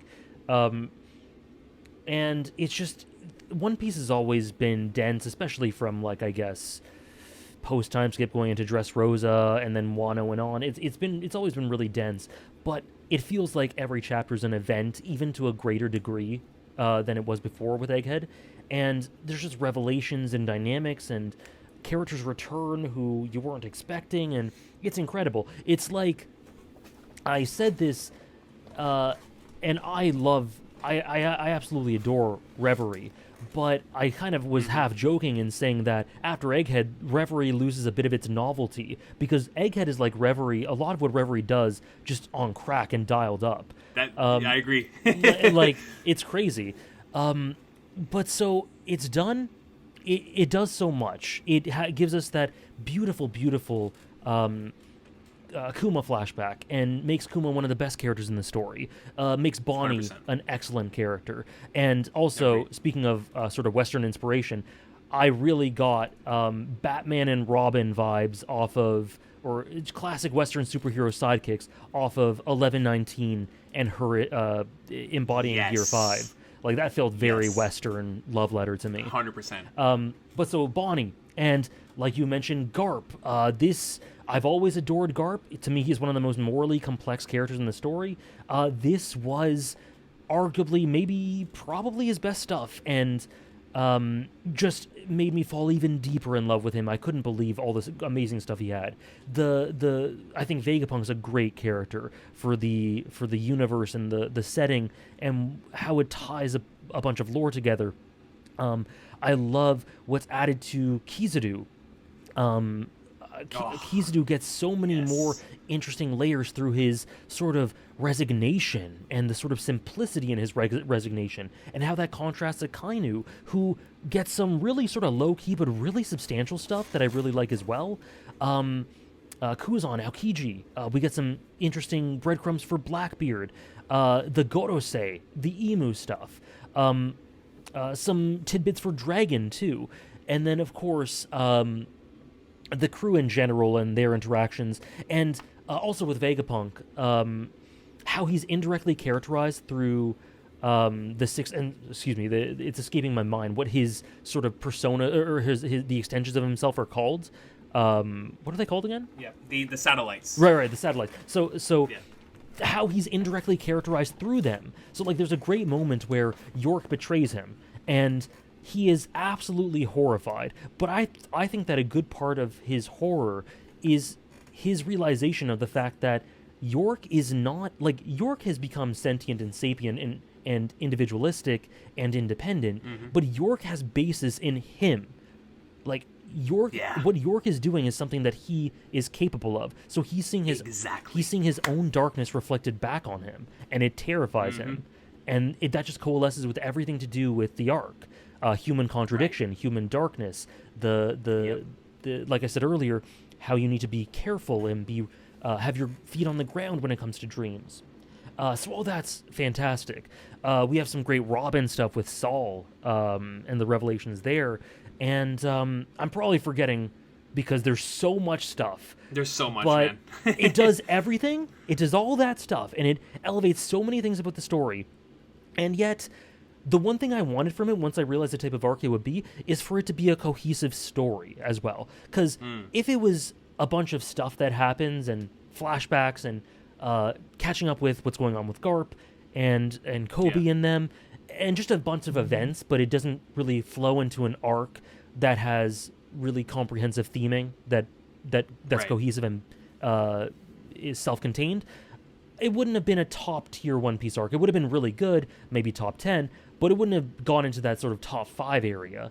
But it's a story. It's still a story. It's still from beginning to end cohesive. It tells its own message that coalesces with the rest of the series brilliantly, and I love it, and I can't wait to see how it ends, because it's really coming down to the end with where we're at. So yeah, I think it's great. It's one of my absolute favorite arcs for sure. Man, you know, it's so crazy that I'm sitting here talking to you about Egghead. Right? It's still nuts. But no, I agree with so much of what you said. It's been such a special experience. Egghead obviously is the first chapter in the final saga. Is something that Oda has been looking forward to writing for a long time. But for us as the viewer, from the moment he started the final saga with like the Shanks, I'm going after the One Piece reveal, and like the new Four Emperors. By the way, as a Buggy fan, how'd you feel about that Oh greatness? my god! I didn't even mention Buggy. I'm a fake Buggy. I'm a fake Buggy fan. I didn't even mention Cross Guild and Buggy. It's peak. It's everything I've wanted for his character, and I was talking about hooks going forward. Like he's like a top 3 hook. He's just below Emu. I adore him so much. Yep. Yeah, and I feel like the characterization that he got in chapter 1082 with the Shanks stuff and him proclaiming that yes, I want to go and claim the One Piece. You know, I just that chapter was so beautiful. It made me extremely emotional while I was reading it. It was really, really beautiful stuff. But yeah, him and Shanks just continue to be extremely incredible figures in the story. But it's like he's finally having this opportunity to write so many different elements that I know he's always wanted to write, and he's been setting up the table for. I know we were just talking about Gear 5 being one of my favorite chapters in the entire story. Right behind it, without question, in the top 5, is that final Kuma flashback chapter. That's another chapter that puts the entire series into perspective, where if I were to recommend the series to someone, I would have that chapter in my mind, being like, man, they're eventually going to reach that chapter and going to have that experience. It is such a beautiful, wonderful chapter, looking at it from the other perspective. All these events that you experienced firsthand during the Paramount War saga, you know, you see the Thriller Bark moment with Zoro, then you see the Sabaody stuff happening through his eyes, right. and it's just, it's a chapter. It's the most I've ever cried reading a chapter, where not only did I cry because obviously it's a really emotional chapter, but also because of how beautiful it was. Like, I was just thankful to be there reading the story. I was crying, like, I feel like every page when I was reading 1102. That was one of my favorite pages of the entire series as well. And then right after that, you get one of the most satisfying moments in the entire story, with him punching Garcia Saturn, Bonnie seeing Gear 5, then Bonnie herself turning Gear 5. It's like, and the Gorosei arriving on Egghead is one of my favorite moments. It has as much it has like that ominous type of monstrous feel that something like the God Hand showing up in Berserk would have, right. Except if the God Hand showed up in front of Guts, like at the single point, you know what I mean? It's just so. One Piece has been incredible, and now that we're in the middle of this cameo piece-esque start of the story, where we're seeing characters again like Foxy and Gaimon and all these characters, where it's like, wow, man, how far we've come, and how much Oda has built, this massive world that he's built up until this point, that he continues to flesh out and give us even more characters to care about, but he still continues to look back at the past and be like, yeah, look at all these wonderful characters coming back, and I feel like Egghead has been a celebration of everything that makes the series great, while also having its own mini arcs to celebrate what Oda's so good at, like the murder mystery earlier on the arc, and then turning it into what it is now. It's just, like you said, it's a cohesive story with some great themes that, by the time we look back at this arc, just like with Wano, it's going to also have a lot for us to look back and dissect, because obviously Astro Boy being a massive inspiration for a lot of people in Japanese culture, you can tell the inspirations for Ichiro Oda here in a lot of different ways, and so it's going to be really cool looking at all the things that inspired him to create this arc. But any final thoughts on Egghead before we go into the questions? Just that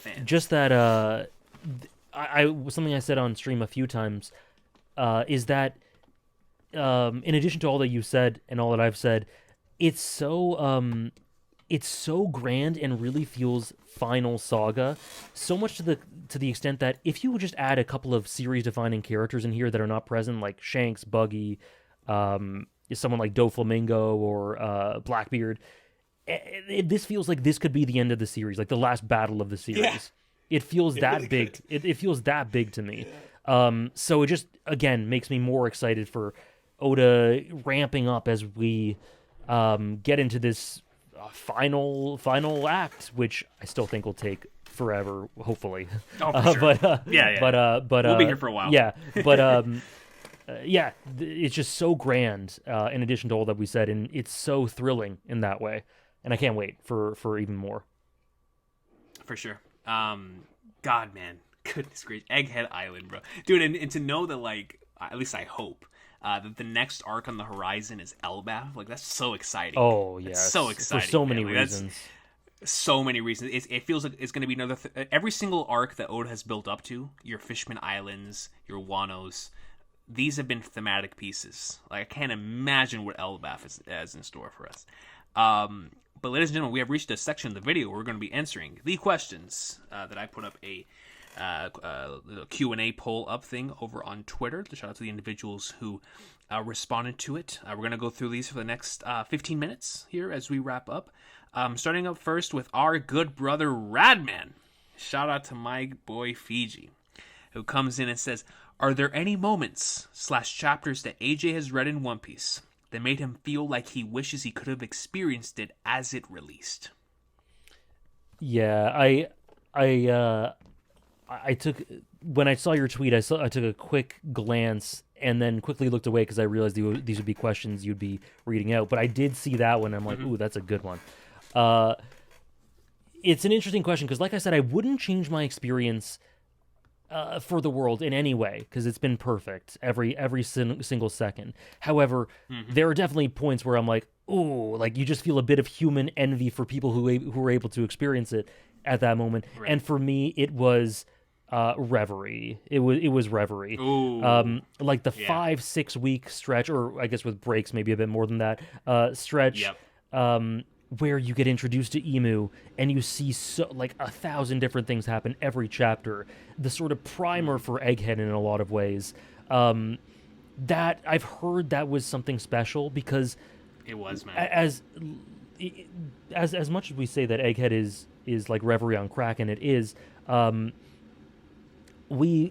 and there were sort of primers for Reverie too, with like post Ennie's Lobby and the in-between stuff that you just go insane over. But Reverie was different, and it must have been something really special to be there when that hit. So Reverie is where I felt that the most strongly, where I'm like, ooh, yeah, okay. A part of me definitely wants to, like, wishes I could have been there, but I wouldn't change it. Mm-hmm.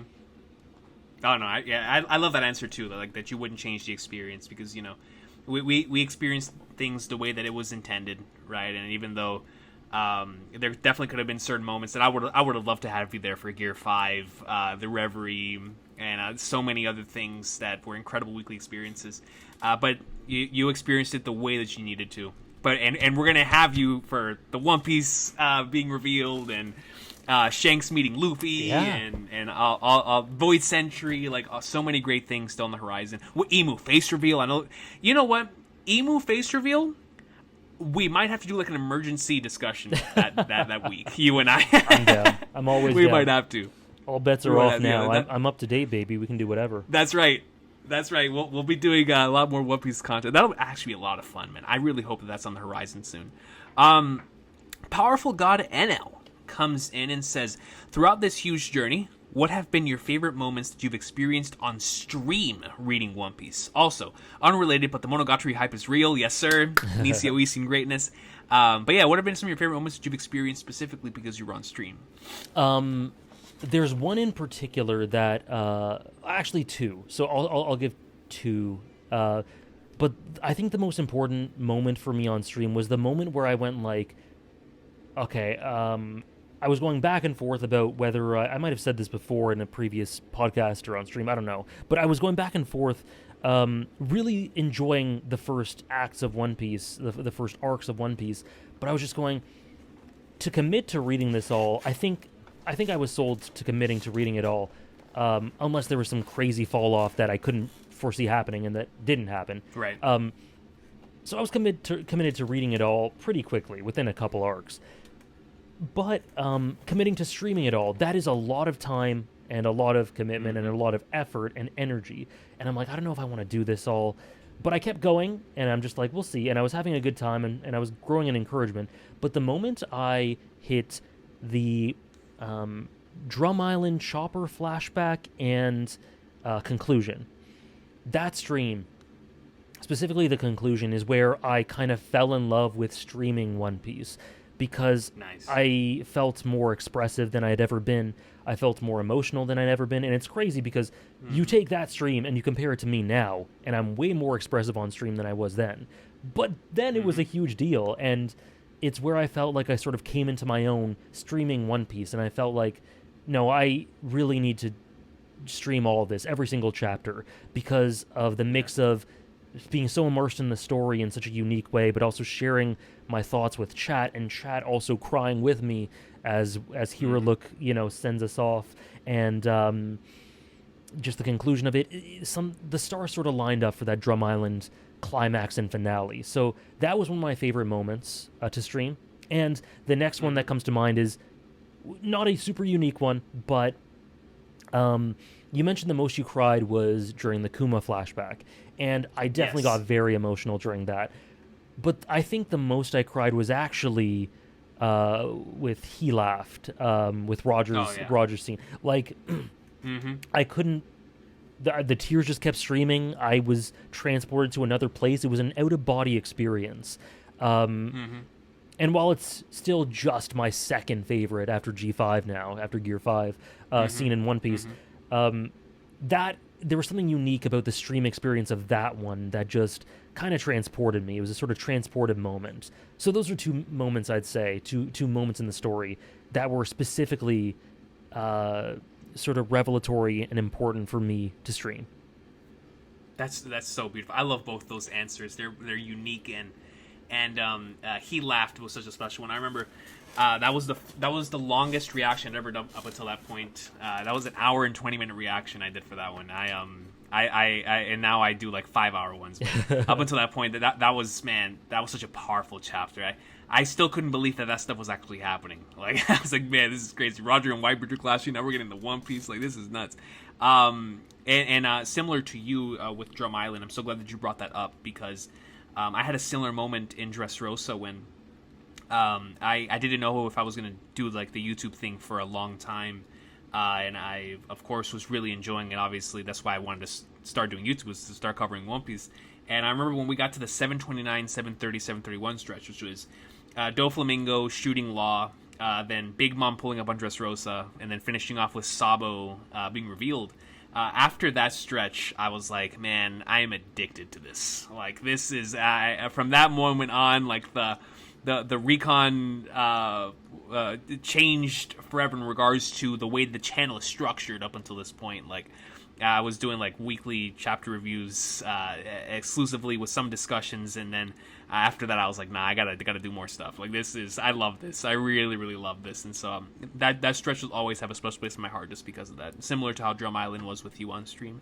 But going into the next one, which is carrying off of that exact same discussion for the other members of the Big Three, we have Alves, who says, AJ being deep into Bleach now and seemingly loving it and loving Naruto.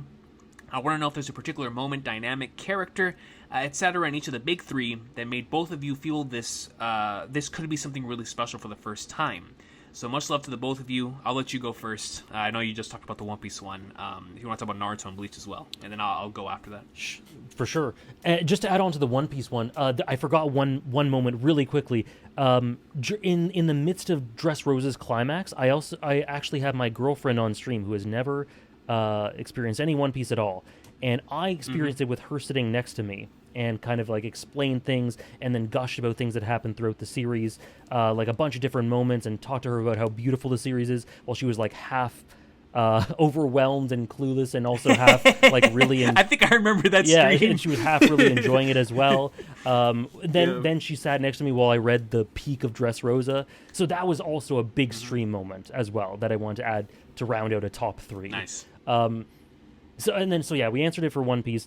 The first moment in Naruto was actually just the end of Land of Waves. Powerful stuff. Zabuza, Haku, the conclusion. It all sort of dawns on you how emotionally resonant and beautiful the series is, and how early it sets this up and pays it off. And that was a real eye-opening moment for me that, wow, this could really be super for me. And it ended up being. And so, yeah, that's the moment I sort of got hooked and fell in love with Naruto really early on. For Bleach, I actually think it's even earlier, actually. I think it's Memories in the Rain, where same for me. Maybe not necessarily fell deeply in love with, but I definitely got hooked on it there. Like, I definitely loved that stretch of chapters, and I'm like, if I can expect more of this series is going to destroy me. So that's the moment I feel is the hook. and I imagine like it is for you. I imagine it is for quite a few people. Yeah. Yeah, that's the only answer I got for Bleach, I think. And it's gone from strength to strength from there, but that was the sort of apex, I guess. Yep. No, I'm right there with you for both of those answers. Starting with Naruto, I got into it first. The first episode I ever watched, that we talked about last time, was the end of Zabuza Haku and Land of Waves, and I was hooked, super, super hooked from that moment forward. That was one of the most beautiful things I've ever experienced. All love to my boy Robert for telling me to tune in that week to watch the end of Land of Waves, because, man, I don't know where I'd be without that. Without watching that on Toonami. So shout out to Land of Waves, super, super special, and it just got even better from there. Bleach, exact same thing, episodes 7, 8, 9, leading into the memories of the rain greatness. I was so hooked from that point forward. I was like, man, if the series produces anything even close to this in the future, I'll be good. I absolutely love that stuff.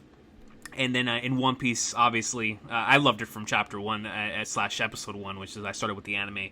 But what really, really hooked me, as it did for a lot of people, was the Baratie Arlong Park stretch, because obviously going from Zoro versus Mihawk to the end of Arlong Park, the Help Me, the walk to Arlong Park, the Luffy screaming Nami's my Nakama at the end. I was like, no, this is my jam. Like this is forever gonna be the GOAT for me. Yeah. I also sorry for interrupting. Go ahead. No, you're good. You're good. I also just want to say that was my stream hook, was Drum Island. But in terms of like, no, this story is like my personal hook for the story. Obviously, like you say, chapter 1 is one of the best first chapters ever. But for me, it was the end of Syrup Village and Usopp and his tales, which I imagine is a pretty unique one. But that was my hook, I think. And all that Usopp represented, and how that sort of worked metatextually for One Piece as a whole. That was it for me. No, I love that answer. I remember last time, or the first time we ever got together, you were talking about your love for Syrup Village, so that makes a lot of sense. Yeah. That makes total sense. Puzzlin says, when is the start of King Recon's Final Fantasy XIV journey? Stay tuned. we will definitely be discussing that at some point in the future, AJ and I. All right, so now let's go into let's do 3 more questions here, and I apologize for not being able to do more. I was supposed to be more well prepared. I have a deadline I need to meet tonight, so I apologize for not being able to get to more questions. As much as I love these incredible episodes, next time we'll definitely be able to discuss some more greatness. But we have a few more questions here. Let's do 3 more. Zarts comes in and says, suppose that Yakuza characters are all in the One Piece world for 1 year. What are some dream interactions / events you would want to see happen? Oh my god. That's a great question. Okay, Ichiban and Luffy, because they're in some ways the same person. So just seeing that would be insane. Okay, I get really angsty about Nishiki. So I would love some sort of AU where Nishiki just spend some time with the Straw Hats, spend some time with like any of them, but specifically maybe Luffy, and also just sort of Kiryu's deadpan. It's funny how I'm just saying Luffy for everything, but Kiryu's deadpan nature, as you should. Kiryu's deadpan nature really makes me. I would love to see him and Luffy just doing anything together, and him and Zoro, because him and Zoro are kind of similar in aspects of their personality, and I think that could be really fun. Just off the top of my head, those are a few. I love those. I would add on that I believe that Ichiban could have a fantastic relationship with Kaido. The same way that Luffy has a fantastic relationship with Kaido. I would just love that. I think that would be absolutely fantastic. Miles Smiles comes in and asks, favorite panel in the entire series. Oh wow.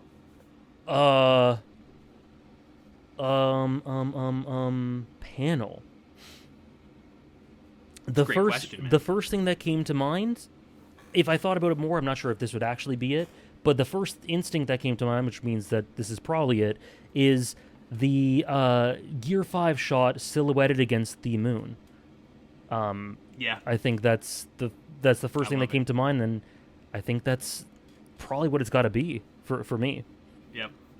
The first one that came to mind was that exact same thing with Gear 5 in front of the moon. I think that's definitely extremely iconic at this point. Another one, maybe because we were talking about it earlier, but He Laughed is up there as well. I love that panel so much. It's so good. Yeah, great pick. Media MacGuffin comes in and asks, looking back on all your experiences, what arc was the most fun for you and why? What arc was the most fun for you to experience on stream? Most fun would probably be Dressrosa. Okay. Because every One Piece arc is tons of fun, but with Dressrosa we hit this point specifically in the early to middle of it, which I do think has some flaws, but we were able to sort of as a stream and as a community have a lot of fun with it, like Don Chinjiao and his huge head and the stuff that happened with sorry, am I mixing them up? There's Don Chinjiao and there's another guy. I think is Don Chinjiao the one with the big head? Yeah, the big head is Don Chinjiao. Okay. Yeah. So I thought it was goofing there for a sec, but his whole stuff with Garp, and then Garp pushing his head in, and then Luffy taking his head out, and then him dedicating his army to Luffy because Luffy did that. Like, that whole thing is one of the funniest and hardest I've laughed in anything. And the memes that came off of that, and just the fun we had in these early fights of Dressrosa, it was just like on another. It was really so much fun. And I don't know what happened, what was in the air during those chapters, but like it was like a comedy show a lot of the time, and so Dressrosa is the first thing that comes to mind. Of course, I was crying later, but for sure. But for those segments, I'd say Dressrosa. I really love that answer. I think that's such a great answer.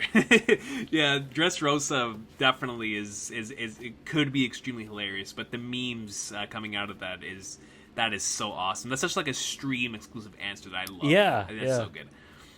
All right, and our last question comes in from my good boy Brandon King, an individual legend, who has produced some extremely, incredibly thought-provoking theories over on the channel for years. Comes in and asks a wonderful question here. Now that you're finished with Naruto and caught up with One Piece, are there any life lessons or just moments in general you've learned from the two that have changed your outlook on life in general or helped you grow as a person? The two being Naruto and One Piece, you said? Right, yeah.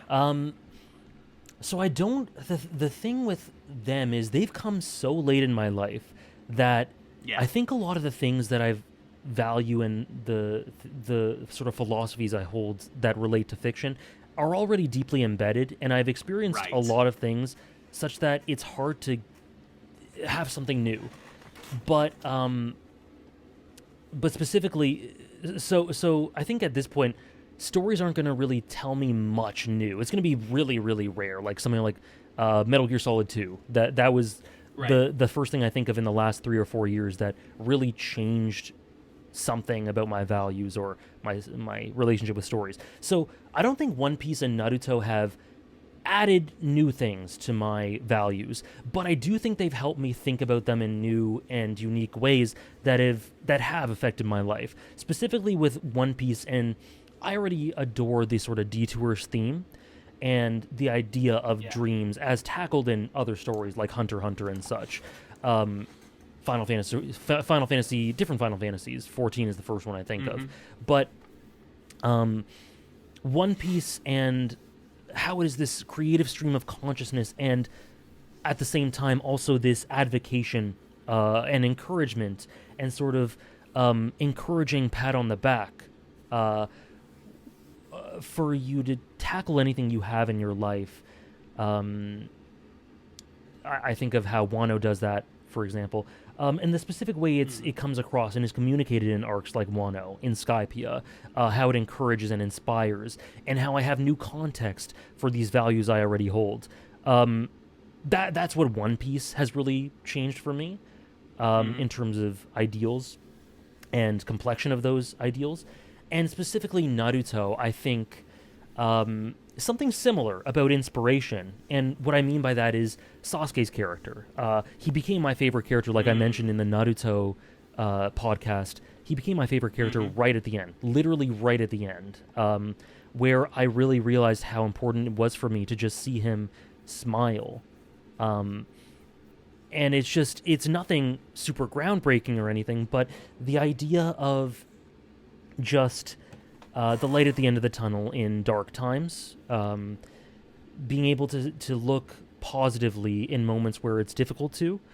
Sasuke's smile right at the end, and Naruto's enduring positivity throughout the story, those two things help enrich and enrich how I look at that, and help me to better. There have already been times since then where I've kind of, I think, applied the encouragement I've gotten from Naruto in that way, that hope, in a way that was stronger than it would have been otherwise if I hadn't experienced Naruto. So both Naruto and One Piece neither have added new ideas or philosophies to me, but they've enriched significantly ones I've already held in those ways. I love that. I love that answer. I think that's such a great answer for a multitude of stories that come later on as you continue to experience more and more. It's like re-solidifying and or adding a new perspective, or really enriching certain things that have already added so much value to your life. And you can see it through the lens of something like you brought up earlier, like the Final Fantasies, or a Hunter x Hunter that brings up these ideas of dreams and detours, and viewing it through that lens in One Piece now. I think that's so important and so incredibly cool, and I resonate with a lot of that. Obviously, both of these stories meant a lot to me growing up, and I've talked about them at length, about how much they've changed the way that I've viewed everything from my life to the stories I write, to the stories I experience, and all those. Like, I have so much love for both of them. But ladies and gentlemen, that is it for our discussion today. And I just have to give a huge thank you once again to AJ, because this man has been with me throughout the entire journey. It's been so cool seeing this experience, all the way from when he first told me he was going to start reading it, going on Twitch, experiencing the One Piece greatness, and now it's One Piece on top of all these wonderful other pieces of fiction that he's been experiencing on stream. And so, AJ, man, thank you for experiencing One Piece on stream for all of us to follow that journey with, man. My pleasure. Thanks for being such a integral part of it, and your passion accentuates my passion as well. Like, this and all the podcasts before this have been so much fun, and I can't wait to continue in the future. For sure, and I'm hoping that we can do the next one as soon as possible. Once again, you can catch Alexander over on YouTube and over on Twitch. Let the good people out there know what you're currently cooking over on Twitch. What's the schedule? Right now, I'm going to be finishing Lost Judgment for my gaming streams in the next week or so, and then we're going to be into Like a Dragon Gaiden after that. So I'm super looking forward to that. The Bleach Wednesdays will always stay. So every week we have Bleach. And every week we have One Piece as well. On break weeks, I plan on doing some either movie days where we watch episodes that I haven't seen. We just did one that was very nostalgia with a lot of East Blue episodes, and that was awesome. Okay. And I also plan on doing discussions about character spotlights. I want to do one on Emu in the future. I want to do a Fishman Island arc discussion in the future. I'd love to do one of Kaido or Orochi or Vegapunk, or any of those really interesting characters. I'd love to have arc discussions. So that's going to be coming into the fold soon as well, specifically for break weeks, and since I have nothing to binge now, but there's tons to reflect back on. I'm also going to do a Skypiea reread with the context of Wano. Let's go. So we're going to be doing that down the line. So yeah, lots of exciting stuff, but that's what's imminent, in addition with the chapter reactions every week. That's so exciting. Yeah, I was wondering. Like I said, I haven't had the opportunity to experience anything in the past couple of weeks. But I remember last Sunday, whenever I was in the car and I looked down and I saw you streaming, I was like, oh, hold on, let me see what my guy is streaming. And I turned on the stream for a second. I saw you watching. I think it was episode 44, or 45 or something like that. And I was like, oh snap! They're putting him onto some episodes. Well, and that's the reason why. I thought you were just going back to watch that for whatever, but. Now I see that was just a part of the theme of that movie day. That's super cool. Yep, the mods cool. Again killing it. Yes, the mods over on AJ's Twitch channel, absolutely killing it as always. But ladies and gentlemen, this has been it for today's discussion. Once again, I apologize for the fact that I wasn't able to get to as many questions as possible. It just was not going to be a thing that could have happened this week. But I appreciate you guys so much. We will be, well, I guess by the time this goes up, you guys have already watched the episode with me that's coming out this weekend, as well as we will all be anticipating the AJ stream for 1120, and then all of us for 1121, hopefully, as soon as possible. So, ladies and gentlemen, I am looking forward to some more One Piece greatness in the future. AJ and I will be back sooner rather than later for some more peak over on the channel.